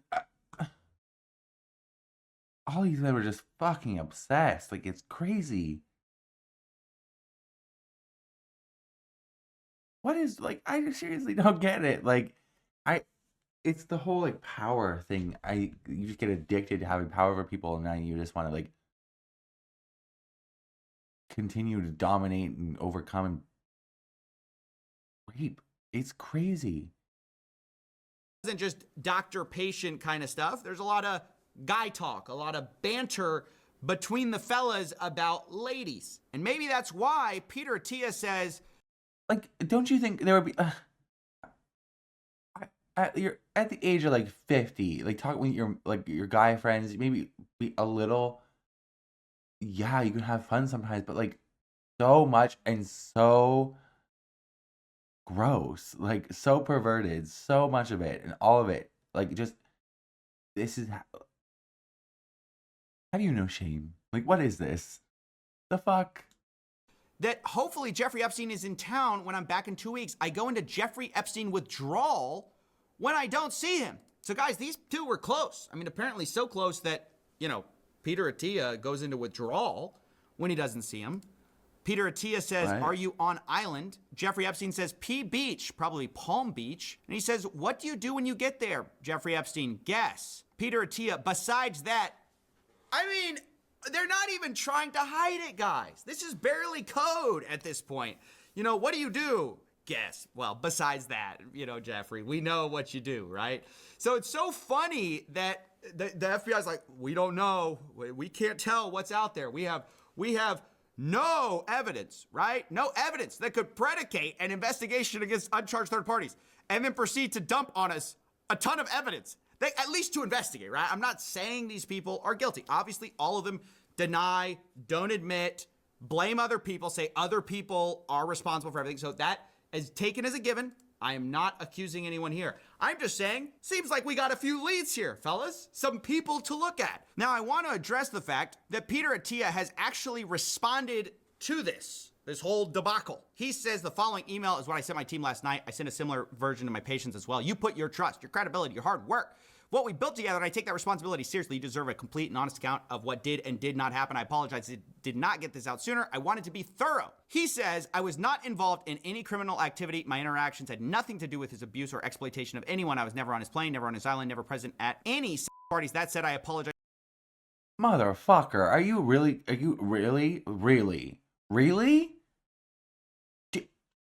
I cannot say it when people just insult my intelligence. Do you think the people that follow you are dumb? My interactions with Epstein had nothing to do with sexual abuse or exploitation of anyone. You were comfortable enough with him, and the nature of a relationship was clearly such that you were emailing him pussy is low carb.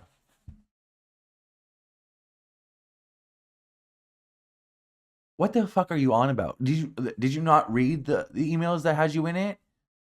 Are you dumb or do you think I'm dumb? Because this is bullshit. I was never on his plane, never on his island, never present at any sex parties. then why were you so comfortable saying such perverted things to him? Clearly, the nature of your relationship was one that you were comfortable enough and you knew that he was open to these kinds of comments. Like, what the fuck are you talking about? You're a doctor?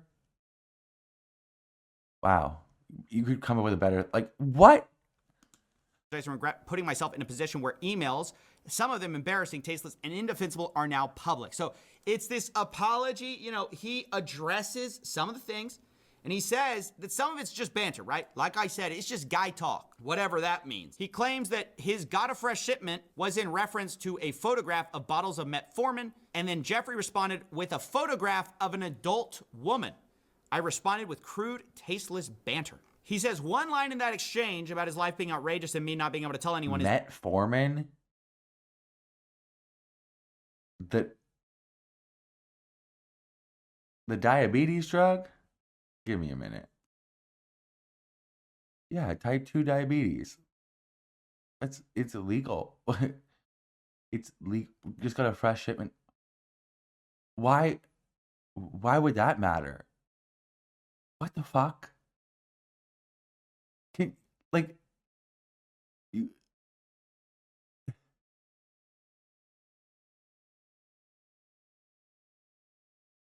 all these people are so fucking stupid. Like, if you're gonna deny, you have to at least admit to something. Like, if you had said, like, I didn't do anything wrong with sexually exploitative, but like the fast shipment was some oxy. Like, you know what? I did something wrong in my past. This is a complete and utter denial. Like, we don't have access to the fucking emails that he himself sent. What the fuck? Like, what the fuck? Hello?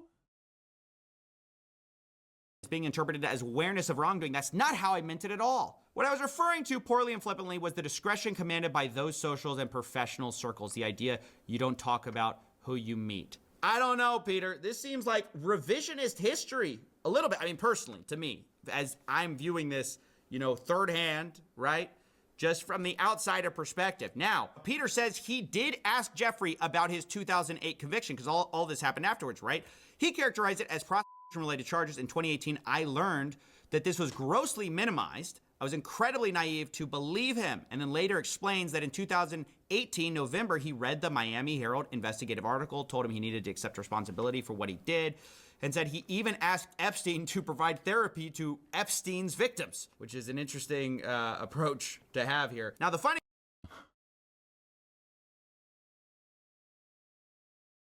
Is he on drugs? Like, does he think that people are gonna... What the fuck? His response is making me more angry than what he been like. Motherfucker, do you think I'm dumb? Like, what do you think the people that follow you are dumb? Do you think the American people are dumb? Or are you dumb? Like, I'll ask again, because what the fuck? Are you serious?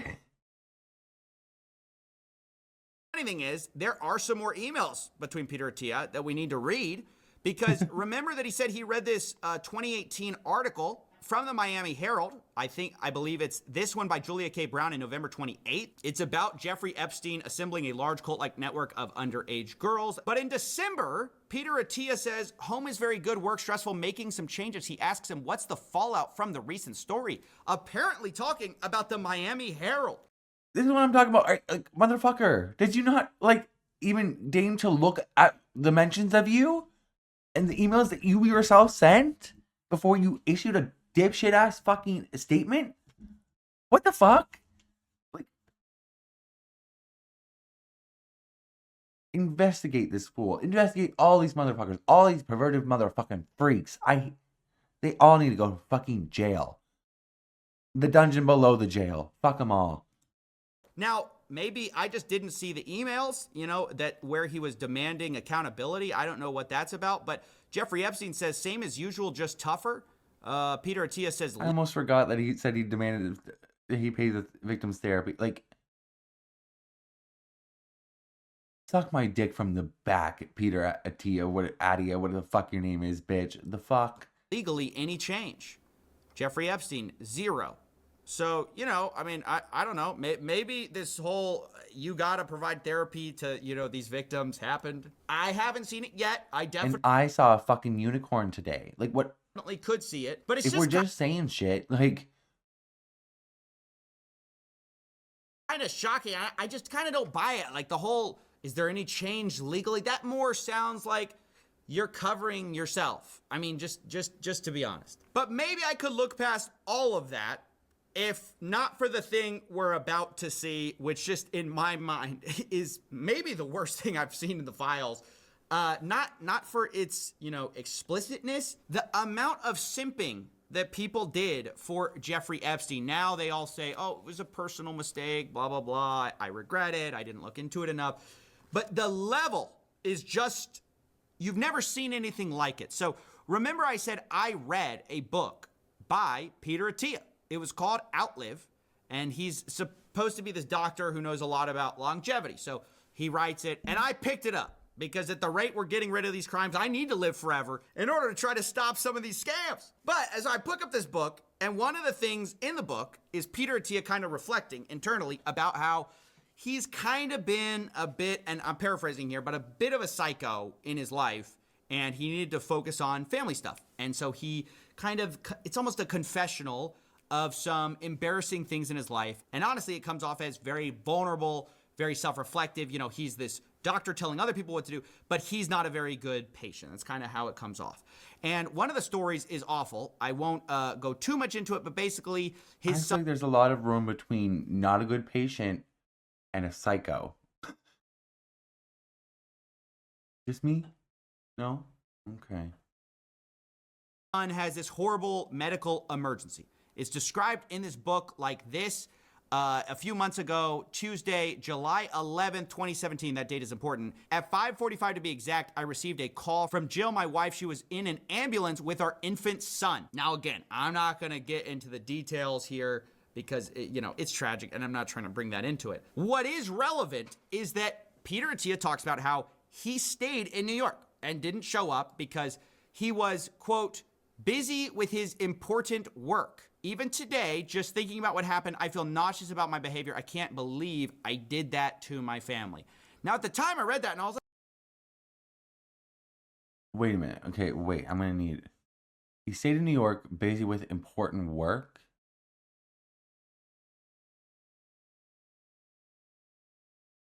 His baby son had a heart attack on Tuesday and he did not come home till Friday of the following week, 10 days later? Okay, he is a psycho. What? Goddamn sociopath? What the fuck?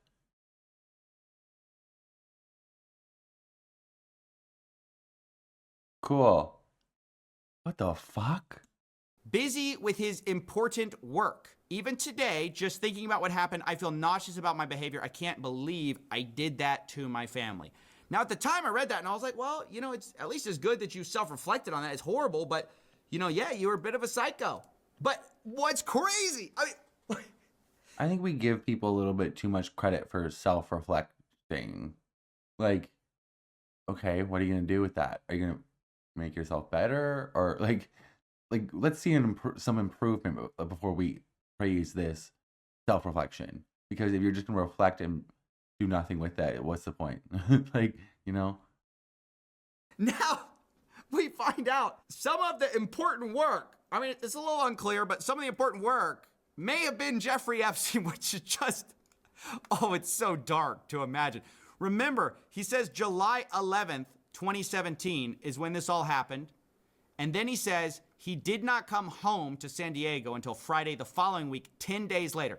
So July 11th, 2017, 2 days after this happens, he's talking to Jeffrey Epstein. And they seem to be coordinating about something. Sure, what time? Jeffrey Epstein, 9:30. Peter Attia responds, sure, I can come earlier. Also, if you have a hard stop at 10, let me know.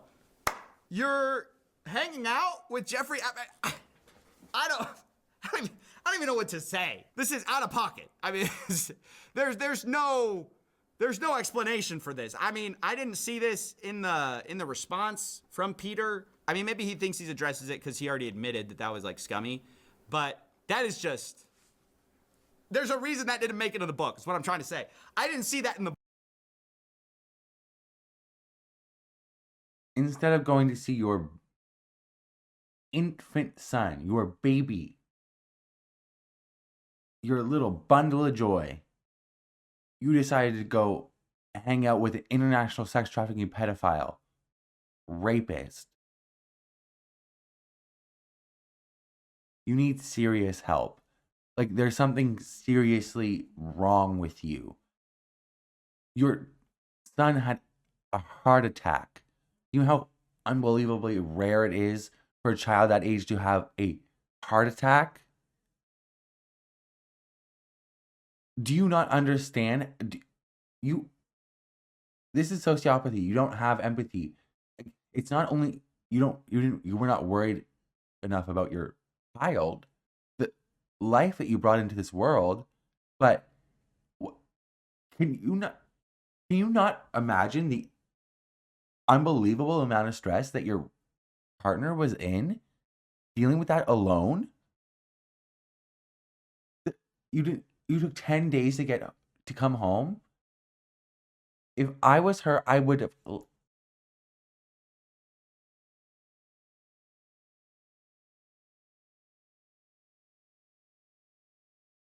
Never mind. I'm not gonna say that out loud, but crazy.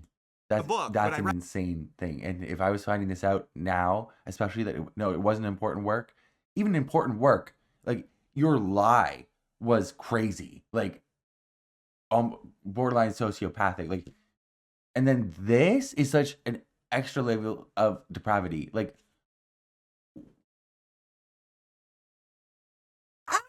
What? Read it. I didn't see, I was actually, one of the things I needed to do, my important work was seeing or talking to Jeffrey Epstein. I mean, isn't that weird? Like, that's the simping that I'm talking about, is these people love this guy. Or that's how it seems to me. Like, what are all these rich and powerful people doing, protecting him, missing emergencies for Jeffrey, fawning over Jeffrey, asking for Jeffrey's harem, saying their biggest problem is the life they lead is so outrageous they can't tell us all. I mean, what is going on here? And is it true they all didn't know, right? Because, I'm reading these documents, and it's hard to say who exactly knew what, when, but I don't believe, remember, they're all denying it, I don't believe nobody knew, right? Clearly, some people knew what was going on, and there's all this kind of coded language in the files where they talk about this stuff almost in like a nudge kind of way. I mean, here's some Woody Allen stuff. He was in the files. He says his business office, if you can make out the check to me, it looks very bad because then it looks like a gift to me. He says that to Epstein. He says, I don't want to be one of your women, or should I say girls. And what's that? Oh, how do we, come on, guys. Woody says, I would be much more expensive than your girls. You wouldn't be able to afford me. Jeffrey responds, yes, the price to pay would be too high. Woody says, this will be a beautiful friendship. And then Jeffrey says, as long as I follow orders, smiley face. Woody Allen sends a message saying, Woody says the exact same thing, but in a dirtier way. Jeffrey responds, what did he say? Woody Allen, are you kidding? I can't put it in writing. I mean, no evidence? No evidence. How? Come on, I think I see a little bit of evidence. I'm squinting, but I think I can see a little bit of evidence. I mean, guys, like Jeffrey Epstein right here, where he's talking to a guy, he says, Paris with Woody, and the person responds, for le pedophile convention. And Jeffrey says, I think pedophile is the plural.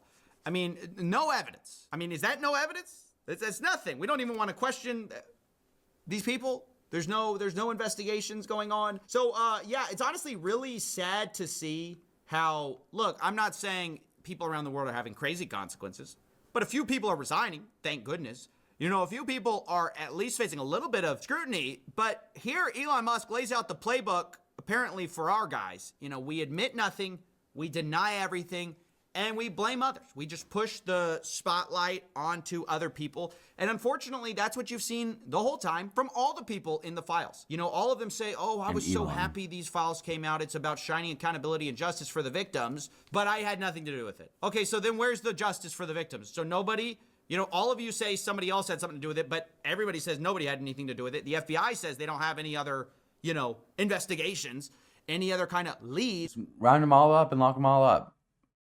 Shackle them all. If they didn't do anything they knew about it, then they covered it up. So I'm good with that. Just lock everybody up. I'm good with that. Fuck it. Take Clinton too. I don't give a fuck. Take Gates. If like the American people are like, oh, you don't want to get Bill Clinton arrested. Yes, the fuck I do. Arrest that creep. I don't give a fuck. Like I've been known he's a creep ever since he fucking got a blowjob from a 19-year-old, 21-year-old, however the fuck old she was. Basically a fucking child when he was in his fucking 50s in the fucking Oval Office as the president of the United States, the biggest abuse of power that you could probably fucking ever have. Like, he's a fucking creep. I don't fucking care about those motherfuckers. Like, arrest everybody.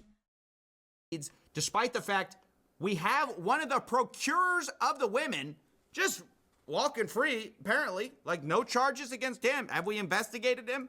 I mean, it's just shocking how much the Epstein files show the powerful, how they protect their own, how so many of them knew what was going on to the extent they found out later. A lot of them tried to protect Epstein, like literally make PR campaigns for his reputation. And this is a dark look at the state of the world, honestly, because Epstein happened a while ago, but the reason everyone cares is because there's other Epsteins around. Right? There's other people evading accountability all the time. There's other people that this band of billion. And he was a spy. Like, he very clearly was like a special agent freelancing for multiple different intelligence agencies across the globe. And he was using this pedophile sex trafficking ring to obtain blackmail and sensitive information on these elite men. That's why there's so many world leaders. That's why there's so many billionaires. Like, this needs to be exposed. Like, if he was working for, well, we know he is Mossad. He was Mossad. But if he was working for all these intelligence agencies and he had all this blackmail and sensitive information and was providing underage girls to fucking elite men and getting compromising information on them, compromising pictures, videos, whatever, then do those agencies still have that compromising information? Because Donald Trump is all up in these files. He's the president of the United States. If he's compromised, well, there pretty much is no doubt. Like, I fully believe the motherfucker's compromised by Putin and Israel. That's why he's been look at all the decisions he's made surrounding those two countries. Like, it's hard not to just ostensibly the president is compromised by Putin and the Knesset. So, like, what are we doing? Like, multiple presidents of the United States, the richest men in the world, billionaires and power brokers and PR people, even lawmakers, they circle the wagons and protect their own to the point you can never get accountability for anything. So anyway, that's it. It's a hard look at the Epstein files, but it's one we needed to do. But I want to make the disclaimer once again that, look, I've tried to read people's individual denials where I could, but you should just assume everyone that we are talking about firmly denies any kind of criminal wrongdoing. They deny anything untowards about any kind of minors. And given the fact that our and I'm assuming that they're all guilty. government doesn't seem to want to investigate anyone, I would just assume everybody here is completely clear. And so I want to get all those caveats in here because we are talking about some very powerful people with enormous means. And I don't want to be... I think they're all guilty. Guilty as sin, in my personal opinion. Allegedly, in my opinion. They're all guilty as sin. And even if they did not perpetrate an act against a minor, they still contributed, covered up, participated. Like, it doesn't even matter if it's minors. All these women were manipulated into sex trafficking. Like, They were brought across borders for the purpose of being pimped out. That's sex trafficking. Regardless, they were contributed to the victimization of these women, or they helped cover it up, or they were fine with it. And I lock them all up. Like, if you see something, say something. The fuck? Seen as I'm saying stuff, I'm reading the files, I'm giving my personal opinion, but ultimately this is an indictment of our FBI and the people in power, and that's what I think the Epstein files have really. Biden, it's an indictment on Joseph R. Biden, Brandon motherfucking ass. Fucking, it's indictment on Merrick Garland, is the most worthless piece of shit to have ever existed in modern times in America. I mean, the motherfucker took over a DOJ after a literal insurrection was just incited by the president of the United States, and sat on his fucking hands and did not fucking prosecute him like the fucking bulldog that he should have been. Like, what the fuck are you doing? And he sat on all this information for 4 years. Biden sat on all this information for 4 years. The FBI, the DOJ, like, what the fuck? And you let this man be the president again. That is the result. Not prosecuting properly for the inciting an insurrection, tried to overthrow the government. Not prosecuting for that. Not exposing all this fucking shit before the election. Like, what? Hello? You were sitting on all of this? Are you serious? For 4 years. 4 fucking years. Now we're literally experiencing a fascist authoritarian regime. I hope Merrick Garland like sleeps well. Like, Jesus fucking Christ. Anyways.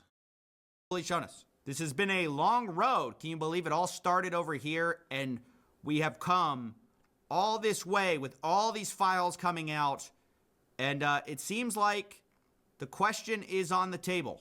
Are there going to be consequences? Is there any chance that any of these individuals who partied with Epstein and engaged in, relations with minors will be prosecuted? Well, Any look, chance?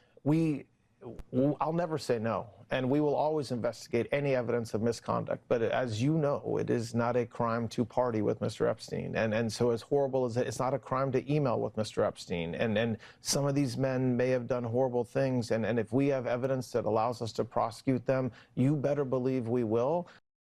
But it's also the kind of thing that the American people need to understand, that it isn't a crime to party with Mr. Epstein. It isn't a crime to have Didn't look lunch like at that's Island. all that was going on some of those photos. I mean, if the photos could speak, some of them look pretty bad. That's right. And unfortunately, photos can't speak. Oh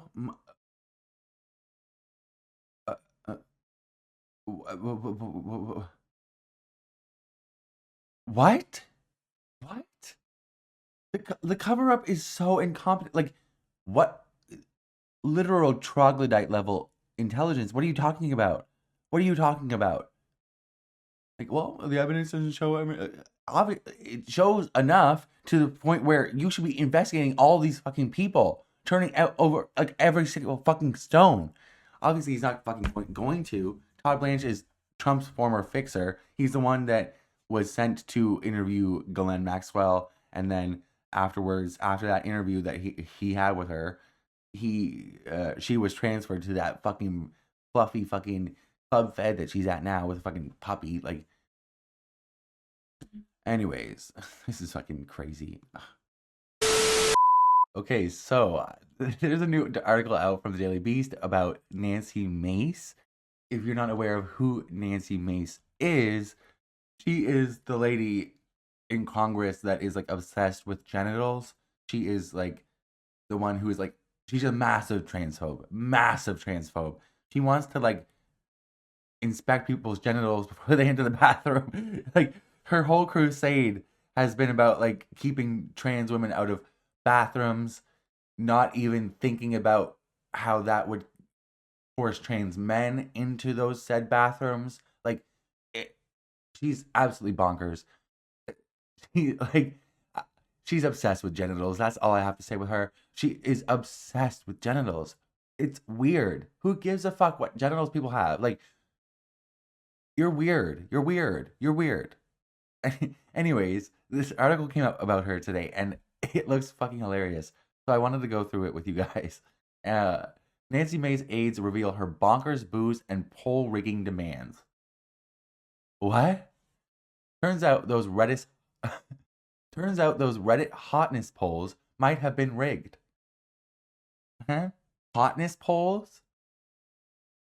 That's Nancy Mace right there. Representative Nancy Mace's former staffers have revealed that the Congresswoman was making wild demands in private long before she was having increasingly frequent public meltdowns. The South Carolina, that's so funny. Accurate though. The South Carolina lawmaker would demand that staffers bring liquor to her home to keep her parties going well past midnight during her first term. Behavior that technically constitutes an abuse of the office under House rules. Duh. I mean, like, what? Can you get me? Hey, can you get me some booze? Like, can you go to the store? We need some liquor. Like, what? Okay, this is crazy. When I worked for her, our poor scheduler was getting calls at 2:00 in the morning to come bring her bottles of tequila. Not even like wine or nothing. She's going straight for the hard stuff. Okay. A former staffer told the magazine. Okay. Mace also had her staff create burner accounts to defend her from online criticism. You gotta be fucking with me. And to boost her hotness ranking on Reddit.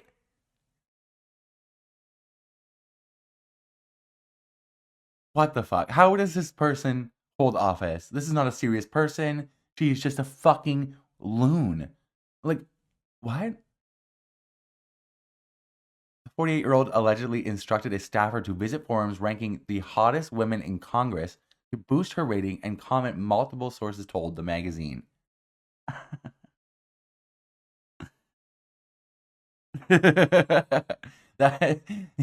That's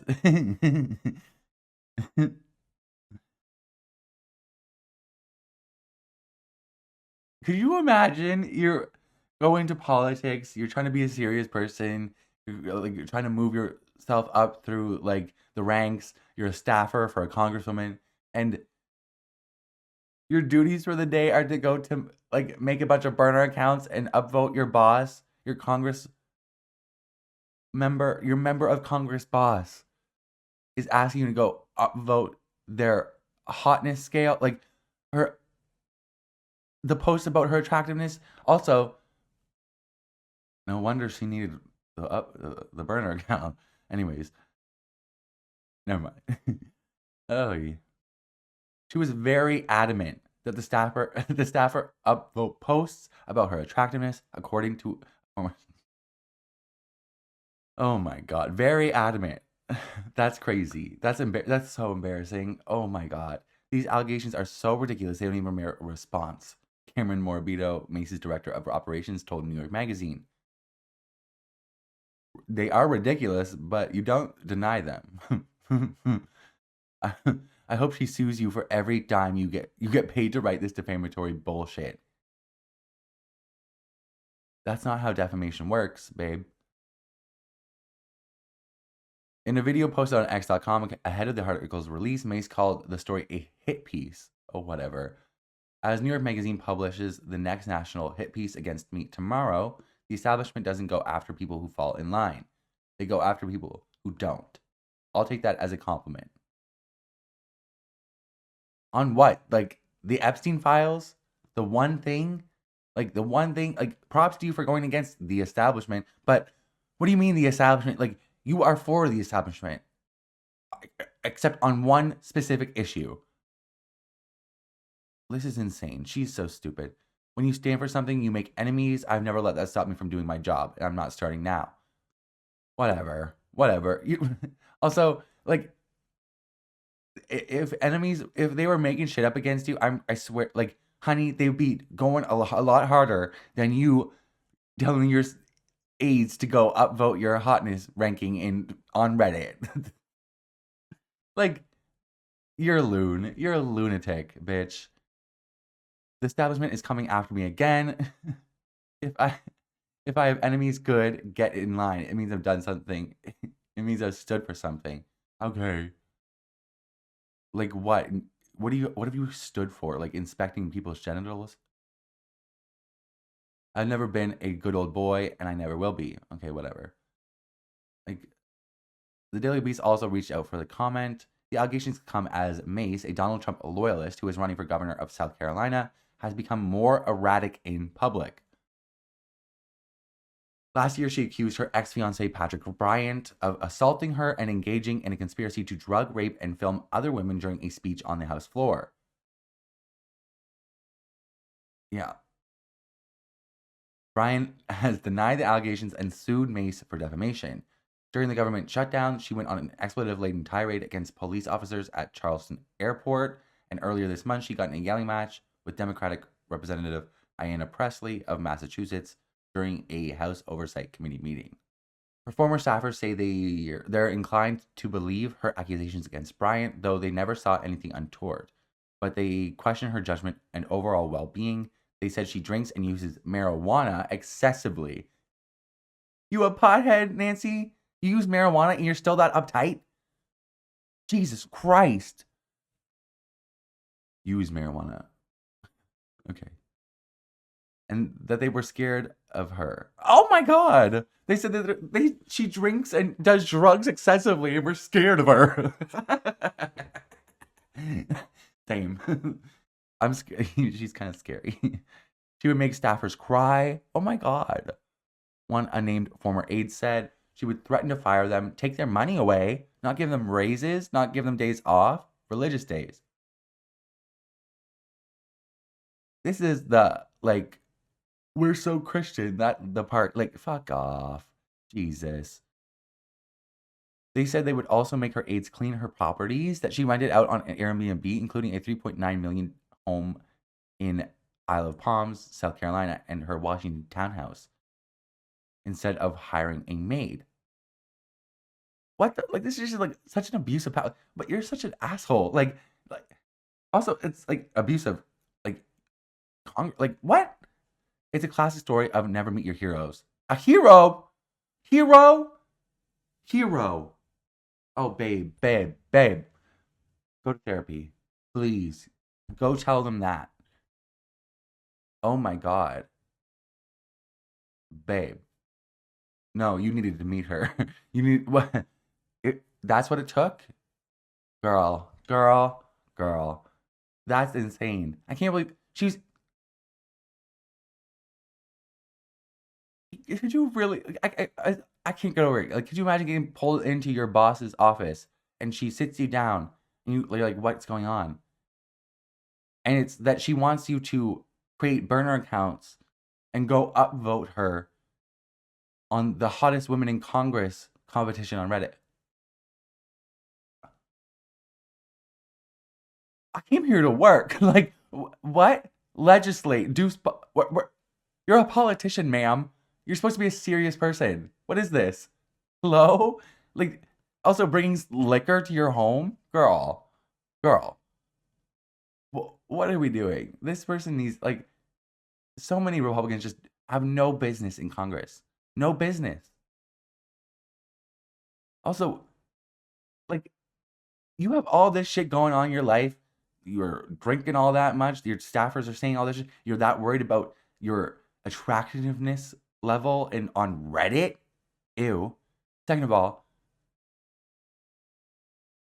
and then through all of that, you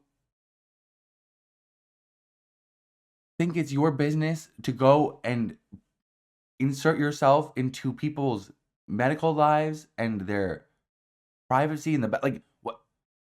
You are a lunatic, bitch. Worry about your own problems. You're a mess. Like, you are a mess. Pull it together. You you are Elastigirl. Pull yourself together. You are not Elastigirl. You are Turf Girl. Pull yourself together. Like, I don't pull it together, Mace. Come on. Nancy. Oh, Nance. What a fucking lunatic. Anyways. Okay, so in Trump's crusade to turn ICE into his own personal Gestapo, ICE is now buying up a ton of property. This is not only property, what they're buying up are warehouses. So what they're going to do is like modify these warehouses probably very poorly if we can take Alligator Alcatraz as any inkling of what they're going to be doing. Like, anyways, and the current detention centers that they have right now are filled to the fucking brim. We've seen so many videos of people packed in like fucking sardines. It's fucking insane. The videos that we see from the fucking yard, it looks like videos from like North Korea or like Squid Games. It's fucking insane. Now they're buying up all these fucking warehouses, and to do what with?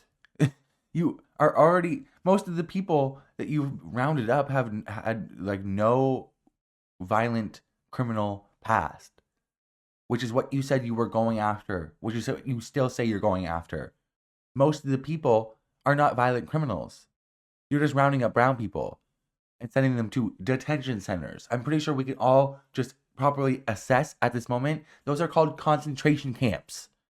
America has concentration camps, and they're buying up a ton of fucking warehouses to turn more pieces of more property into fucking concentration camps. This is fucking insane. Like, resistance erupts over ICE's warehouse buying spree. A massive buyer has entered the market for commercial warehouses, sparking furious local protests. The Department of Homeland Security has scouted dozens of locations to retrofit into ICE detention centers. Concentration camps. The biggest ones could hold as many as 9,500 people. You are rounding people up off the street indiscriminately already.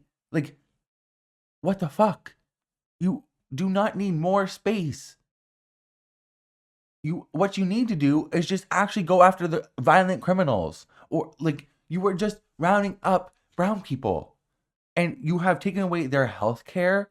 Like, pack them in like sardines, taking away their rights, taking away their constitutional rights, taking away citizens' rights. You've deported citizens. A record-breaking amount of people have died in ICE custody in these concentration camps. A record amount of people died last year in 2025. I believe over 30 people. Multiple people have died on the street. A man was lynched by ICE in these concentration camps. Now they don't have health care. They're not getting access to their medication. They're being laughed at when they try to get their life-saving medication. It's fucking insane. They're using 5-year-old boys. They're taking them hostage, trying to take their. It's insane. ICE's detention population nearly doubled over the past year, but lack of capacity was a bottleneck on mass deportations.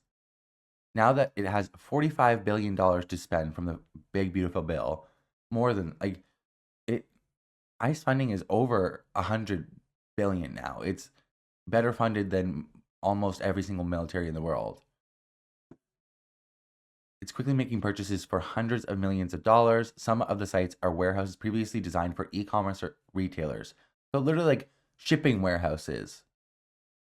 These sites will need additional spending to retrofit them to house people for what can legally be up to 6 months before deportation. Christ. Friction point. In Hanover County, Virginia, anti-ICE protesters flooded a board of supervisors meeting to oppose the purchase of a roughly $50 million warehouse, as Axios Richmond's Sabrina Moreno reported. In Hagerstown, Maryland, hundreds of protesters descended on another already purchased warehouse along with Senator Chris Van Hollen, who has been a vocal voice against ICE's expansions under the Trump administration. Minnesota, Texas, New Hampshire, and New York residents packed county meeting rooms and protested detention expansions in recent weeks, according to local reports. The intensity and aggressive tactics of Trump's immigration enforcement has cratered public support for ICE's mission. The deadly shootings of 2 U.S. citizens, murders of 2 U.S. citizens on the street in broad daylight on video in Minneapolis in January have not only provoked public outrage in the city, but even caused Trump to recalibrate. Barely. But Borders czar Tom Homan, who is now leading enforcement operation reforms in Minneapolis, said at a recent press conference that this wasn't a retreat from Trump's mass deportation campaign promise to deport millions of people. Of course not, you fucking Nazi pig. DHS has already spent more than $170 million on properties in Maryland and Arizona, according to public records reported by Bloomberg. That's my God, like they will fill them. They are going to fill them. They're probably going to overfill these ones too, and they're just going to keep on rounding up people. Like, it's fucking insane.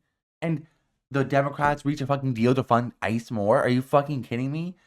Chuck Schumer needs to be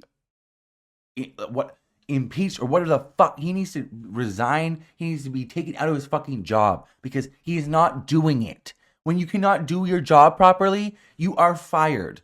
Somebody needs to come and actually primary him or get him out of that fucking job that he is in. Because what the fuck is this?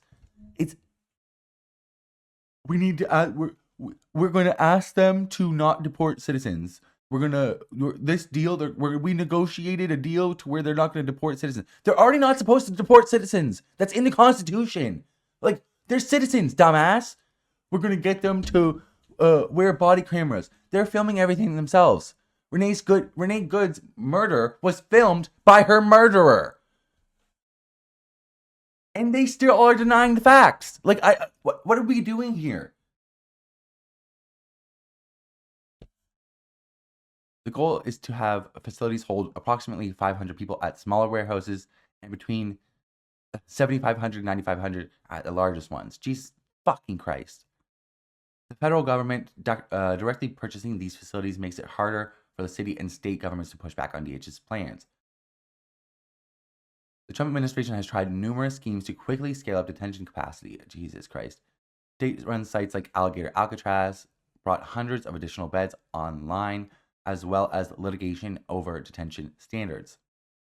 Because they were fucking terrible. It flooded before it was even fucking open. Like, they were drinking out of like fucking toilets, and the toilets are fucking disgusting. It was in the middle of the Florida Everglades, in the fucking swamp, like in the middle of the summer.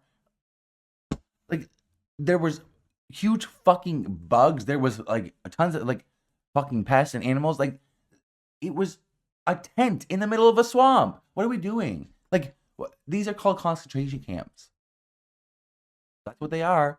They're going into communities, systematically rounding the people up because they match a certain ethnic descent, or they speak a certain way, they look a certain way, and taking them to detention facilities. That is called, well, I just described the Holocaust, really, let's be real. But that's like a Gestapo force rounding people up in concentration camps. That's what it is.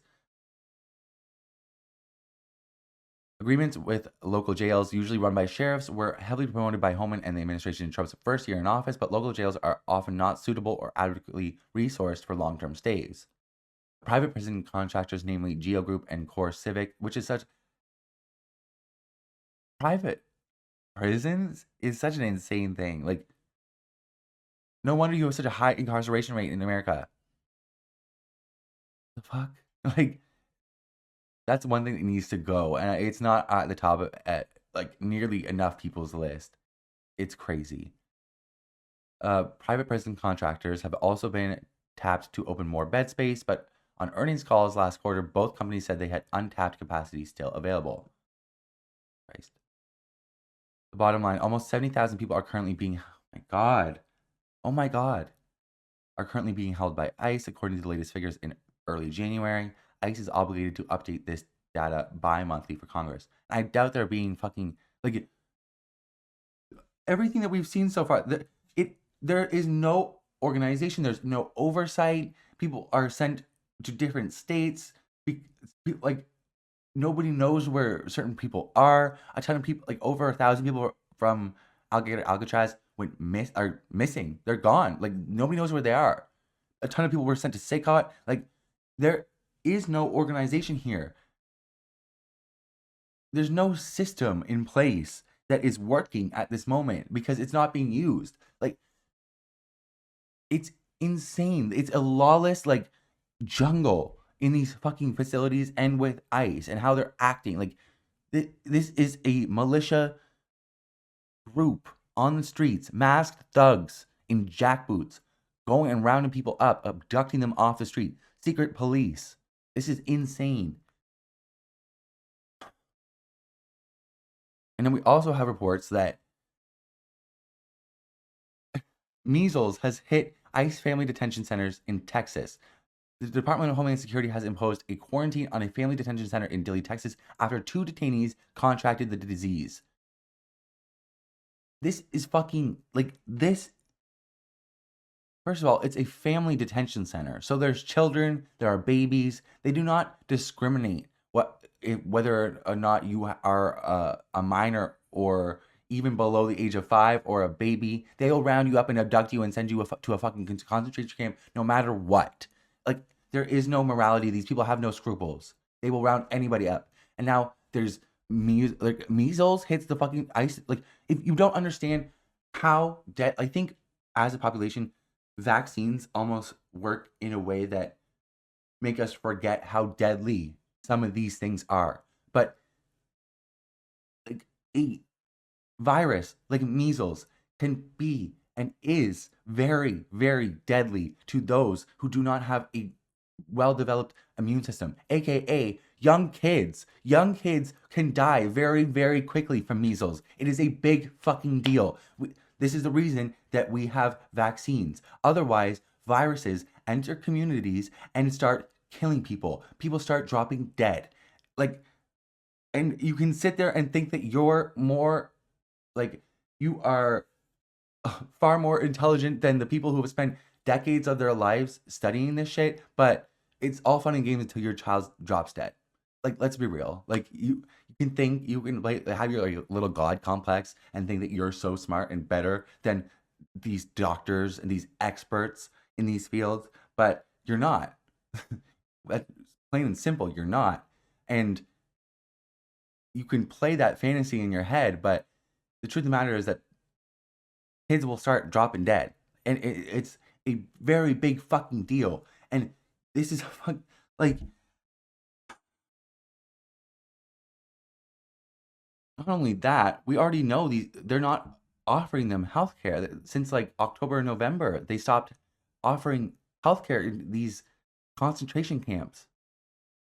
So are they going to fucking provide the proper fucking antibiotics and fucking medication and care to these people? I highly fucking doubt. I hope the fuck they do. But like,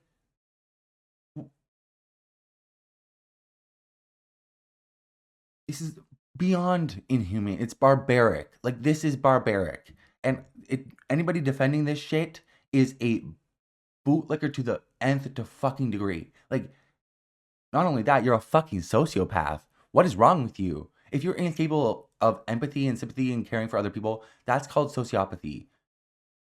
Maybe you shouldn't be broadcasting that on Fox News, Riley Gaines. The fuck? I hate all these fucking people. Like, my God. Anyways, everybody, keep your eyes open. This is fucking bullshit. There's a lot of news going on about the Epstein files, and that is very important to pay attention on. But like, don't let it distract you from all the other atrocities that are going on as well.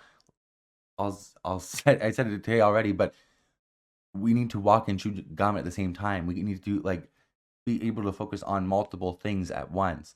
The ICE atrocities, Jeffrey Epstein and the files, and Trump and everybody that's implicated in that, and everything else that's going on. Like, it's still extremely important. Like, there were so many fucking celebrities talked about fucking ICE at the fucking Grammys last night. Pretty silent on Gaza. Like, we need to be able to be like look at these things. Like, it's fucking insane. Okay, so in the latest dump of the Epstein files, we've gotten new evidence that Jeffrey Epstein was trying to create I'm hesitant to say master race, but what else would you call it? A superior gene pool. Is what the Independent is calling it here. So this is not a new thing. Like, okay. Our knowledge of this is not really a new thing. We knew Jeffrey Epstein wanted to do this. He talked about this for years. You can go back to 2019, there's reporting on it. And on top of that, in some of the documentaries, some of the victims that spoke out would talk about how he is a pretty rabid Jewish supremacist. And there's been a lot of proof coming out about that as well in this latest dump that we've gotten from the DOJ. But anyway, when I was supposed to be able to use this country club, I was able to go a couple times with Claire. And when I called Ghislaine and asked why I couldn't eat there, she said, it's a Jewish country club. You're not Jewish. They're not going to serve you. What? Okay. This is how this woman spoke to me. Yeah. This is how these people think, Whitney. They, honest to God, think their DNA is better than everybody else's. I swear to you.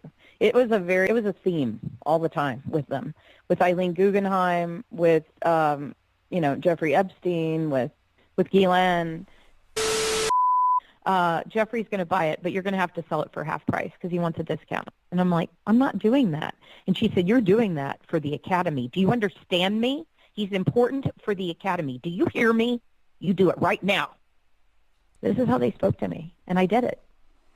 And this is how the elite speak to their, quote, servants. They're I don't know, just like the regular people who aren't Jewish that are allowed to eat at the country club. Aren't allowed to eat at the country club, sorry. It's a big part of it. It's a problem. She told my sister she couldn't go to Penn. And she wanted Annie to go to this school. I can't remember what school. It's a very good school, but I can't remember the name of it. And Annie wanted to go to Penn. Our grandfather founded it. He was a signer of the Declaration of Independence. He founded the medical school there, and she wanted to go there. And Eileen said, you can't go to that school. And when we asked why, she said, black people live in Philadelphia. Oh my They're gosh. completely racist. Yeah, I'm not surprised by that. Yeah, I mean, all. like to a point where you wouldn't believe the way Jeffrey and Ghislaine spoke about African Americans. It was like, it made my skin crawl. Anybody who was not Jewish, and you're right about this, but the way they spoke about them, it was really horrifying. And it showed me a great deal about how these people truly believe that they're chosen to do something here. I don't know. It's unbelievable to me. I mean, and it was every one of them, the way they spoke. And one time I heard Isabel say to her mother, Eileen, Mommy, why do you call Maria a nobody? And she said, honey, Isabel, Maria is not a Jew. She is a nobody. Wow. Well, it is worth So you pointing. can see why for about 20 that years. That type of stuff I might actually include just because the Maxwell family had You ties should include to this it. group You that's should include it. What's it called? Chabad Lubavitch, and group God. openly talks about how only Jews are human and the rest of human beings are like cattle, basically. So Yes. I mean, it'll Well, probably this is end up another being thing part of the Eileen story. Ghislaine said. Good. Well, Ghislaine did make it very clear to me that Annie was very lucky to be able to carry a Jewish baby. That was another thing. She said she would have been so lucky. See, they constantly made it very clear to me. You can't eat at the country club because you're not a Jew. You can't. And I mean, it's like they get hit with a soccer ball in the gut. I've told every news network. And they go, oh, we can't talk about that. Of course, you can't talk about the truth, right? You can, but most people just won't. And I think it's a huge part of it because this is a problem. This elitism is very deep, And these are the people pushing racism. These are the people pushing white. They're saying there's white supremacy, which maybe there is in some ignorant Southern hillbilly groups. But I don't know any white supremacists. But I know a lot of Jewish supremacists. They're all elites. And they're all connected. And they're one big group. And they are the biggest supremacists I've ever met. And the things they said about black people made me cry. Honest to God, it made me sick. I was like, I can't. And they make it very clear. They made it very clear that I was a servant because I was white. I was a white servant. Yeah. It was made very clear to me. No. You're just a servant. You're white. He viewed Goyim or Goy or non-Jews as less than, inferior, and it fed into the reason he was able to victimize these girls so easily. And also because he's a sociopath, that also helped his ability to just like ruin people. But we're now getting evidence that Jeffrey Epstein was attempting to impregnate women and girls, and it wasn't just a idea of his. It wasn't just something he aspired to. But there's a lot of people who didn't know about this, so I wanted to go back to an article from 2019 from the New York Times, where Jeffrey Epstein hopes to seed human race with his DNA. What? Ew. I hate, like, what? Jeffrey Epstein, the wealthy financier who was accused of sex trafficking, had an unusual dream. He hoped to seed the human race with his DNA by impregnating women at his vast New Mexico ranch. Which, by the way, I don't think that was ever properly searched. And, like, I think it just sat there for years until it was, like, sold off. I've never seen pictures of inside that ranch. I feel like we focus on the island because it's, like, really scary and, like, it's... I understand why we focus on the island. But I want to know about that fucking New Mexico ranch. I want to see the pictures inside of it. I want to know what the fuck was going on down there. Like, and what was inside of it? What did you search it properly? Mr. Epstein over the years confided to scientists and others about his scheme, according to 4 people familiar with his thinking, although there is no evidence that it ever came to fruition. Mr. Epstein's vision reflected his long-standing fascination with what has become known as transhumanism, the science of improving the human population through technologies like genetic engineering and artificial intelligence. So Nazi shit. Critics have likened the transhumanism to a modern-day version of eugenics. Yes, exactly. The discredited field of improving the human race through controlled breeding. Nazi shit.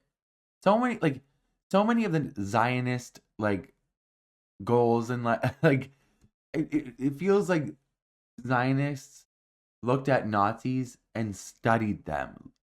It's crazy. Anyways, and not only that, the, like, conspiracy theories that the Nazis had about Jewish people, which were just absolutely outlandish and crazy. This, like, new group of Jewish supremacist Zionists almost were like, you know what? That conspiracy theory, that slaps. You're right. It's weird. Hello? At one session at Harvard, Mr. Epstein criticized efforts to reduce starvation and provide health care to the poor,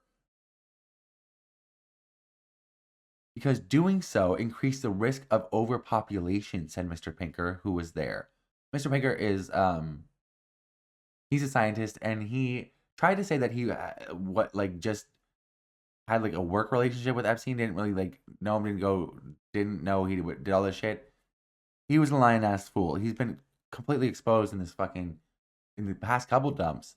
We've seen him on the fucking plane multiple times. Like, the motherfucker lied through his fucking teeth. He was all up in fucking Epstein's business for at least a minute, like a good little while there.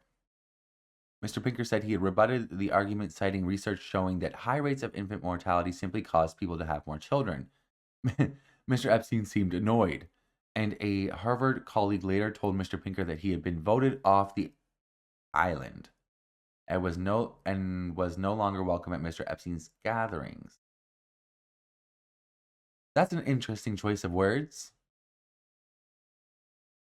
Then there was Mr. Epstein's interest in eugenics. On multiple occasions starting in the early 2000s, Mr. Epstein told scientists and businessmen about his ambitions to use his New Mexico ranch as a base where women would be inseminated with his sperm and would give birth to his babies. No. According to 2 award-winning scientists and an advisor to large companies and wealthy individuals, all of whom Mr. Epstein told about it. And this didn't raise any red flags for anybody. Like, if somebody told me that, I would punch him in the face. What are you talking to me? What? Who do you think you are talking to me about this? You disgusting freak. Hello? It was not a secret. The advisor, for example, said he was told about the plans not only by Mr. Epstein at a gathering at his Manhattan townhouse, but also by at least one prominent member of the business community. One of the scientists said Mr. Epstein divulged his idea in 2001 at a dinner in the same townhouse. The other recalled Mr. Epstein discussing it with him at a 2006 conference that he hosted in St. Thomas in the Virgin Islands. How were you like hyperfixated on eugenics for years? Get a hobby. The fuck? That isn't raping little girls. Also, the last thing you need is a child. We're 20. The fuck? The idea, like, what is it with all these fucking men? All these deadbeat, the worst fucking men on the earth think they need to reproduce a bunch of times. Jeffrey Epstein, Elon Musk, even Nick Cannon is like, dude, you're not that special. You don't need this. The idea struck all 3 as far-fetched and disturbing. There is no indication that it would have been against the law. Just because something's not against the law doesn't mean it's okay. It's not right, but it's okay. Like, no, it's not. Like, fuck that. Ew. Once at a dinner at Mr. Epstein's mansion on Manhattan's Upper East Side, Mr. Lanier said that he talked to a scientist who told him that Mr. Epstein's goal was to have 20 women at a time impregnated at his 33,000 square foot Zorro Ranch in a tiny town outside Santa Fe.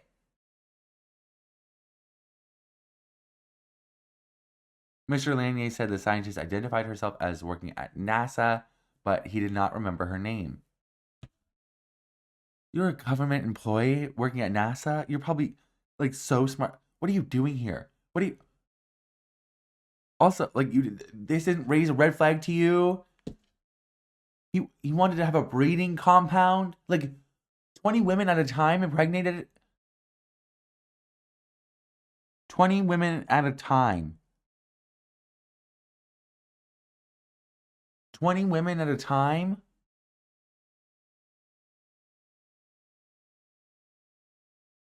Another thing is, like, you're evil. You're not that cute. You aren't a great athlete. You don't have a great physique. You're not, like, super fit. You're dumb as a fucking rock. You're illiterate. Like, what do you have to offer that is so great that you feel like you need to impregnate the world? Hello? Like, like, the only thing that you have is that you're Jewish? Shoot higher. Shoot higher. Because you are a dipshit. Like, if we're gonna talk about a superior race and eugenics and all this bullshit, shouldn't we be looking for, like, smart people? People who are, like, really fit? Athletic, like, good athletic prowess? What? Like, you are not a prize. You ain't a prize. Like, I don't understand this. You ain't even that cute. You're not cute at all. You're illiterate. You can't spell. And you're an evil fuck. And dumb. Pick a struggle. And you think that you need to spread your seed across the world? Ugh, disgusting, first of all. Second of all, why you?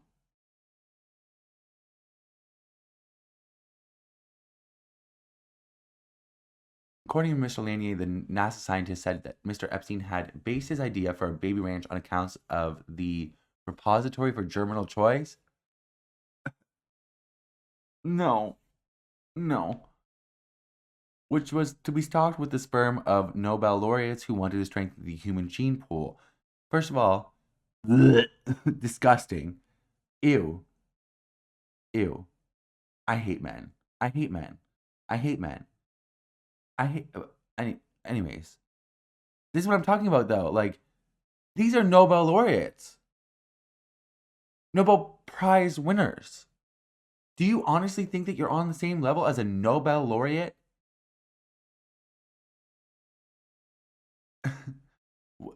What exactly do you have to offer? Hello? Strengthen the human gene pool? I hate men. Only one Nobel Prize winner has acknowledged contributing sperm to it. Ew. The repository, what a crazy thing to admit. Like, yeah, I jacked off into a cup. Okay. The repository discontinued operations in 1999. Good. I'm glad. Mr. Lanier, the virtual reality creator and author, said he had the impression that Mr. Epstein was using the dinner parties where some guests were attractive women with impressive academic credentials to screen candidates to bear Mr. Epstein's children. Ugh. What? No. Ew. No. Ew. God, probably he's such a fucking predator. Ugh. Mr. Epstein did not hide his interest in tinkering with genes and in perpetuating his own DNA. What? Like, nobody... What? Your DNA ain't that good. Like, it's really not. At all. And, you're not even... my God. What does that say? One adherent of transhumanism said that he and Mr. Epstein discussed the financier's interest in cryonics, an unproven science in which people's bodies are frozen to be brought back to life in the future. Mr. Epstein told this person that he wanted his head and his penis to be frozen?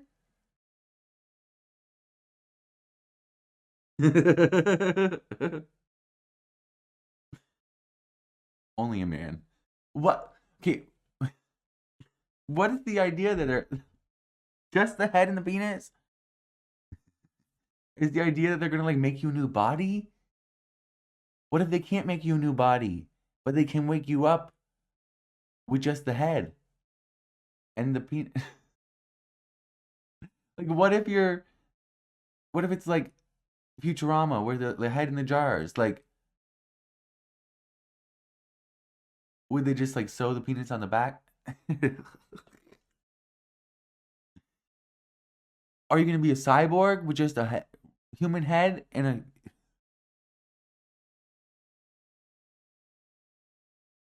Anyways, this detour just goes to show that, like, this is not a new thing. The only thing that we are getting we're just getting further proof now. We are getting accounts and allegations within these files that he did seem to have impregnated some people. Even Sarah Ferguson, the former Duchess of York, the former wife of the former Prince Andrew Mountbatten Windsor, she emailed Epstein and said, like, congratulations on your baby boy in like 2009, which is crazy. Which, another thing also, a lot of people, like, apparently Jeffrey Epstein's one of his Xbox accounts is still active, been playing Fortnite and Rocket League, and people are like, what if he's still alive and he escaped to Israel? I didn't believe that, and honestly, I don't believe even what I'm about to say. But what went through my mind is that email that Sarah Ferguson sent to Jeffrey Epstein, congratulations on your baby boy. That was like 2009, I believe, that she sent that. So that baby boy would be 18 years old.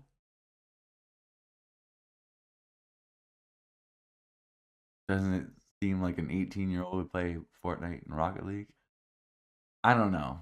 Just a thought. I don't think it's true, but it's just like, if it's more likely than he's alive, I think. Well, we're just getting, apparently the noose that he hung himself with was never properly found or tested, or I don't even know. Like the whole, and I saw today that they're like, in part of the video, the new video that was released, there's like an orange blob going up towards his room in one of the parts, and like it was when the guards were supposedly asleep. So I don't know. All right, so back to this newest dump. Epstein plotted to create superior gene pool with victims, documents suggest.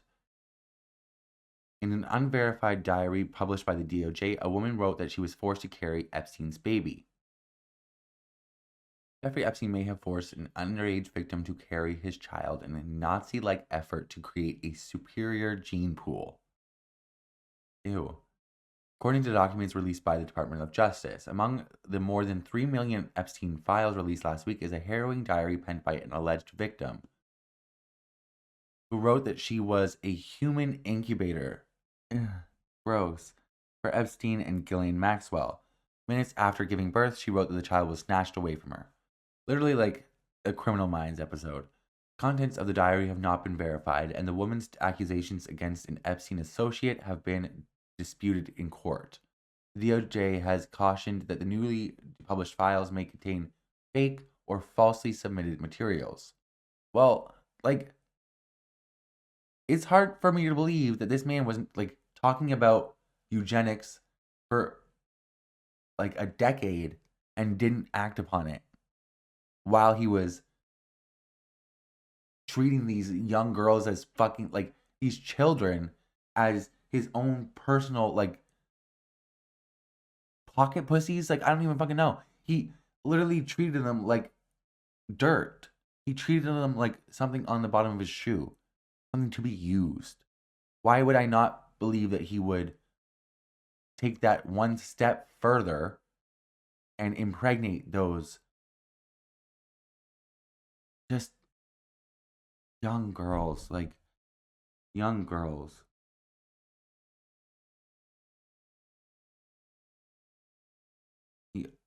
We already know that this man treats girls and women like objects. The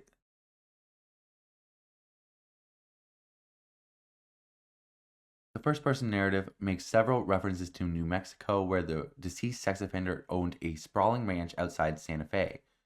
Epstein planned to use the estate to impregnate women in an effort to seed the human race with his DNA. Ugh. The New York Times reported in 2019, we just read that, citing his acquaintances and public records. Superior gene pool? Why me? It makes no sense, the identified woman wrote in the diary. You said this is like Jeffrey Epstein may have forced an underage victim to carry his child, the unidentified woman wrote in the diary. Ew. Which is splattered with magazine clippings and an image of a sonogram. That picture of a sonogram. Why my hair color and eye color? That feels very Nazi-like, she added. Because it is. The woman claims to have given birth around 2002 when she would have been either 16 or 17 years old, according to the Times. In the entry, she recounts the experience of going into labor, claiming that a doctor and Maxwell were both present and that her bed was soaked in blood. Glenn said, to push all the pain away, the victim wrote, I don't understand what is going on and no one will tell me. I can't go to school like this.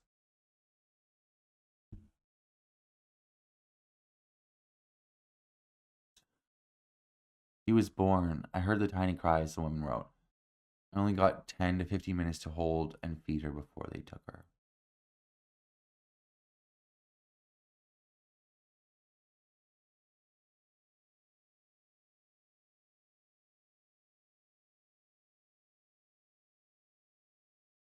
And that's the entry from the victim.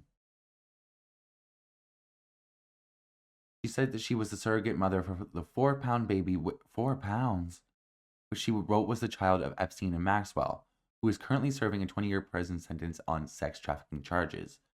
I am nothing but your property and incubator, the victim continued, adding, unlike drugs, a child's body can be sold over and over.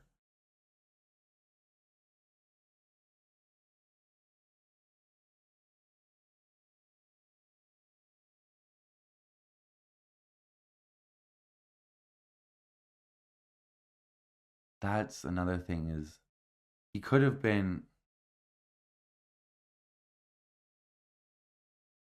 trafficking these children to be sold to parents, wealthy parents, and telling them that he would use their DNA and instead use his. That is a possibility.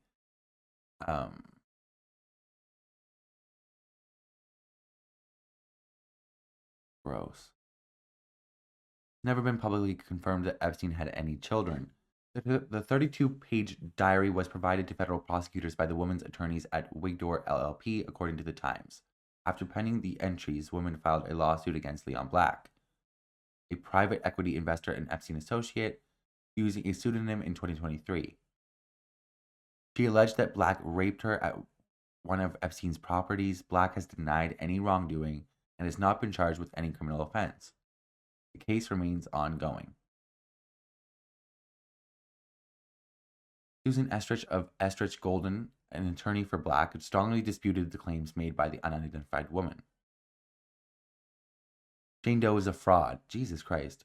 Estrich told the Independent her actual name doesn't appear in the database of Epstein's victims, and her birth, because a ton of them don't. What the fuck are you talking about? And her birth family says she makes up stories and she fabricates evidence.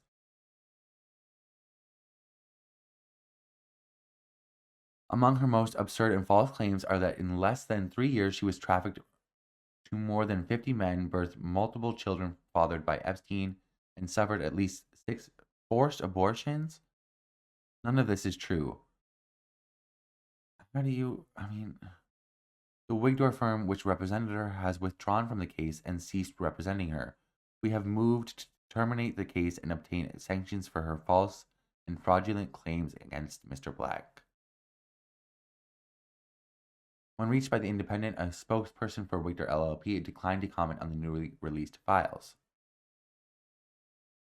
Other documents released by the DOJ suggest that Epstein may have fathered children. In September 2011, a woman identified as Sarah wrote an email to the disgraced financier congratulating him on the birth of his child. Heard from the Duke, Prince Andrew, formerly Prince Andrew. Heard from the Duke that you have had a baby boy. The sender wrote, even though you never kept in touch, I am still here with love, friendship, and congratulations on your baby boy. Jesus Christ. Like, so many people were just like dying to be part of his fucking inner circle. It's crazy. The sender was identified as Sarah Ferguson, the former wife of Andrew Mountbatten Windsor, according to the Times. So, okay, I was wrong. It wasn't 2009. It was 2011 that she sent that. So, let's say it was 2010, 2011 that he was born. He's what? He would be like 15, 16? Seems like the perfect age to be playing fucking Fortnite and Rocket League, no? Just a thought. Days earlier, Boris Nikolic, a Croatian venture capitalist who was an executor to Epstein's will, wrote to Epstein asking, what happened with Meta now? He wants to carry your kid? Ew, the princess from Norway? It's unclear who Nikolish is referring to. Unclear. Who the fuck else who has a name Meta? Meta. I'm pretty sure it's Meta Marit. Had like what? You wanted to carry his kid? Norway's crown princess Mette Marit has had a past association with Epstein, and her emails were featured in the recently released files. She has publicly expressed her regret for her links to Epstein. Well, good, because she was literally asking him like parenting advice. Like she was asking him if it would be inappropriate for her to give her 15-year-old son, her child, 15. She was asking Jeffrey Epstein, the international sex trafficking pedophile. She was asking him if it would be appropriate for the mother to give her 15-year-old son wallpaper with naked women on it. And it's like, you had to, first of all, you had to ask somebody else, and then you had to ask the international sex trafficking pedophile? Mind you, also, that child, that didn't stop her from fucking him up, because now he is I'm pretty sure he's been charged like with over like 60 crimes and rape of 4 women. He is fucked up. In her posthumous memoir, Epstein victim Virginia Giuffre also claimed that Epstein and Maxwell asked her to carry their child in 2002 in what she described as a modern-day handmade arrangement. Spot on, Jesus Christ, according to Rolling Stone. God. The latest documents were released by the DOJ on Friday in compliance with the Epstein Files Transparency Act, which was signed into law by President Donald Trump in November. The department has said that the files may contain fake or falsely submitted images, documents, or videos. Well, you had time. It's like you could have provided context to everything. You didn't have to redact everything else. Like, you could have shown your investigation process. You could have released everything. You chose not to. This is your fault. On Friday, Deputy Attorney General Todd Blanche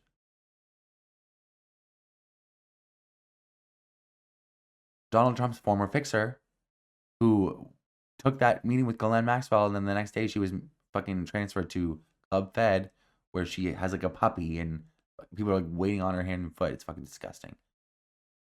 Todd Blanche said the release marks the end of a very comprehensive document and identification and review process to ensure transparency to the American people and compliance with the act. Compliance with the act? They said release everything, bitch. You have like over 2 million files left. What are you talking about? Some lawmakers, though, have claimed that half of the government's files will remain unpublished. That's what I was just saying. Exactly. So this is just fucking crazy. I mean, like, we already knew that he was trying to, like, he was a eugenicist. And that's a great shot of Laura Ingraham. We already knew that he was, like, kind of like a eugenicist. We knew he was a Jewish supremacist for sure. And we knew he was a rabid Zionist. I mean, his Zionism and he was we pretty much have confirmation now that he was an intelligence agent working for Mossad, KGB, CIA, but mainly for Israel or the Mossad. And those two things are linked as well. I mean, like, his Zionism, Jewish supremacism, his work for Mossad, they're all they're all linked. I mean, like, they're pretty much all the same thing as well. So, anyways, just some fucking fun, just some fun information. Anyways, I just wanted to go over that because I've seen a lot of people who didn't know this, and I just want to say, like, this is like not a new thing at all. This is a core tenet of Jeffrey Epstein's fucking personality for the last 20 years of his life. Like, it's crazy.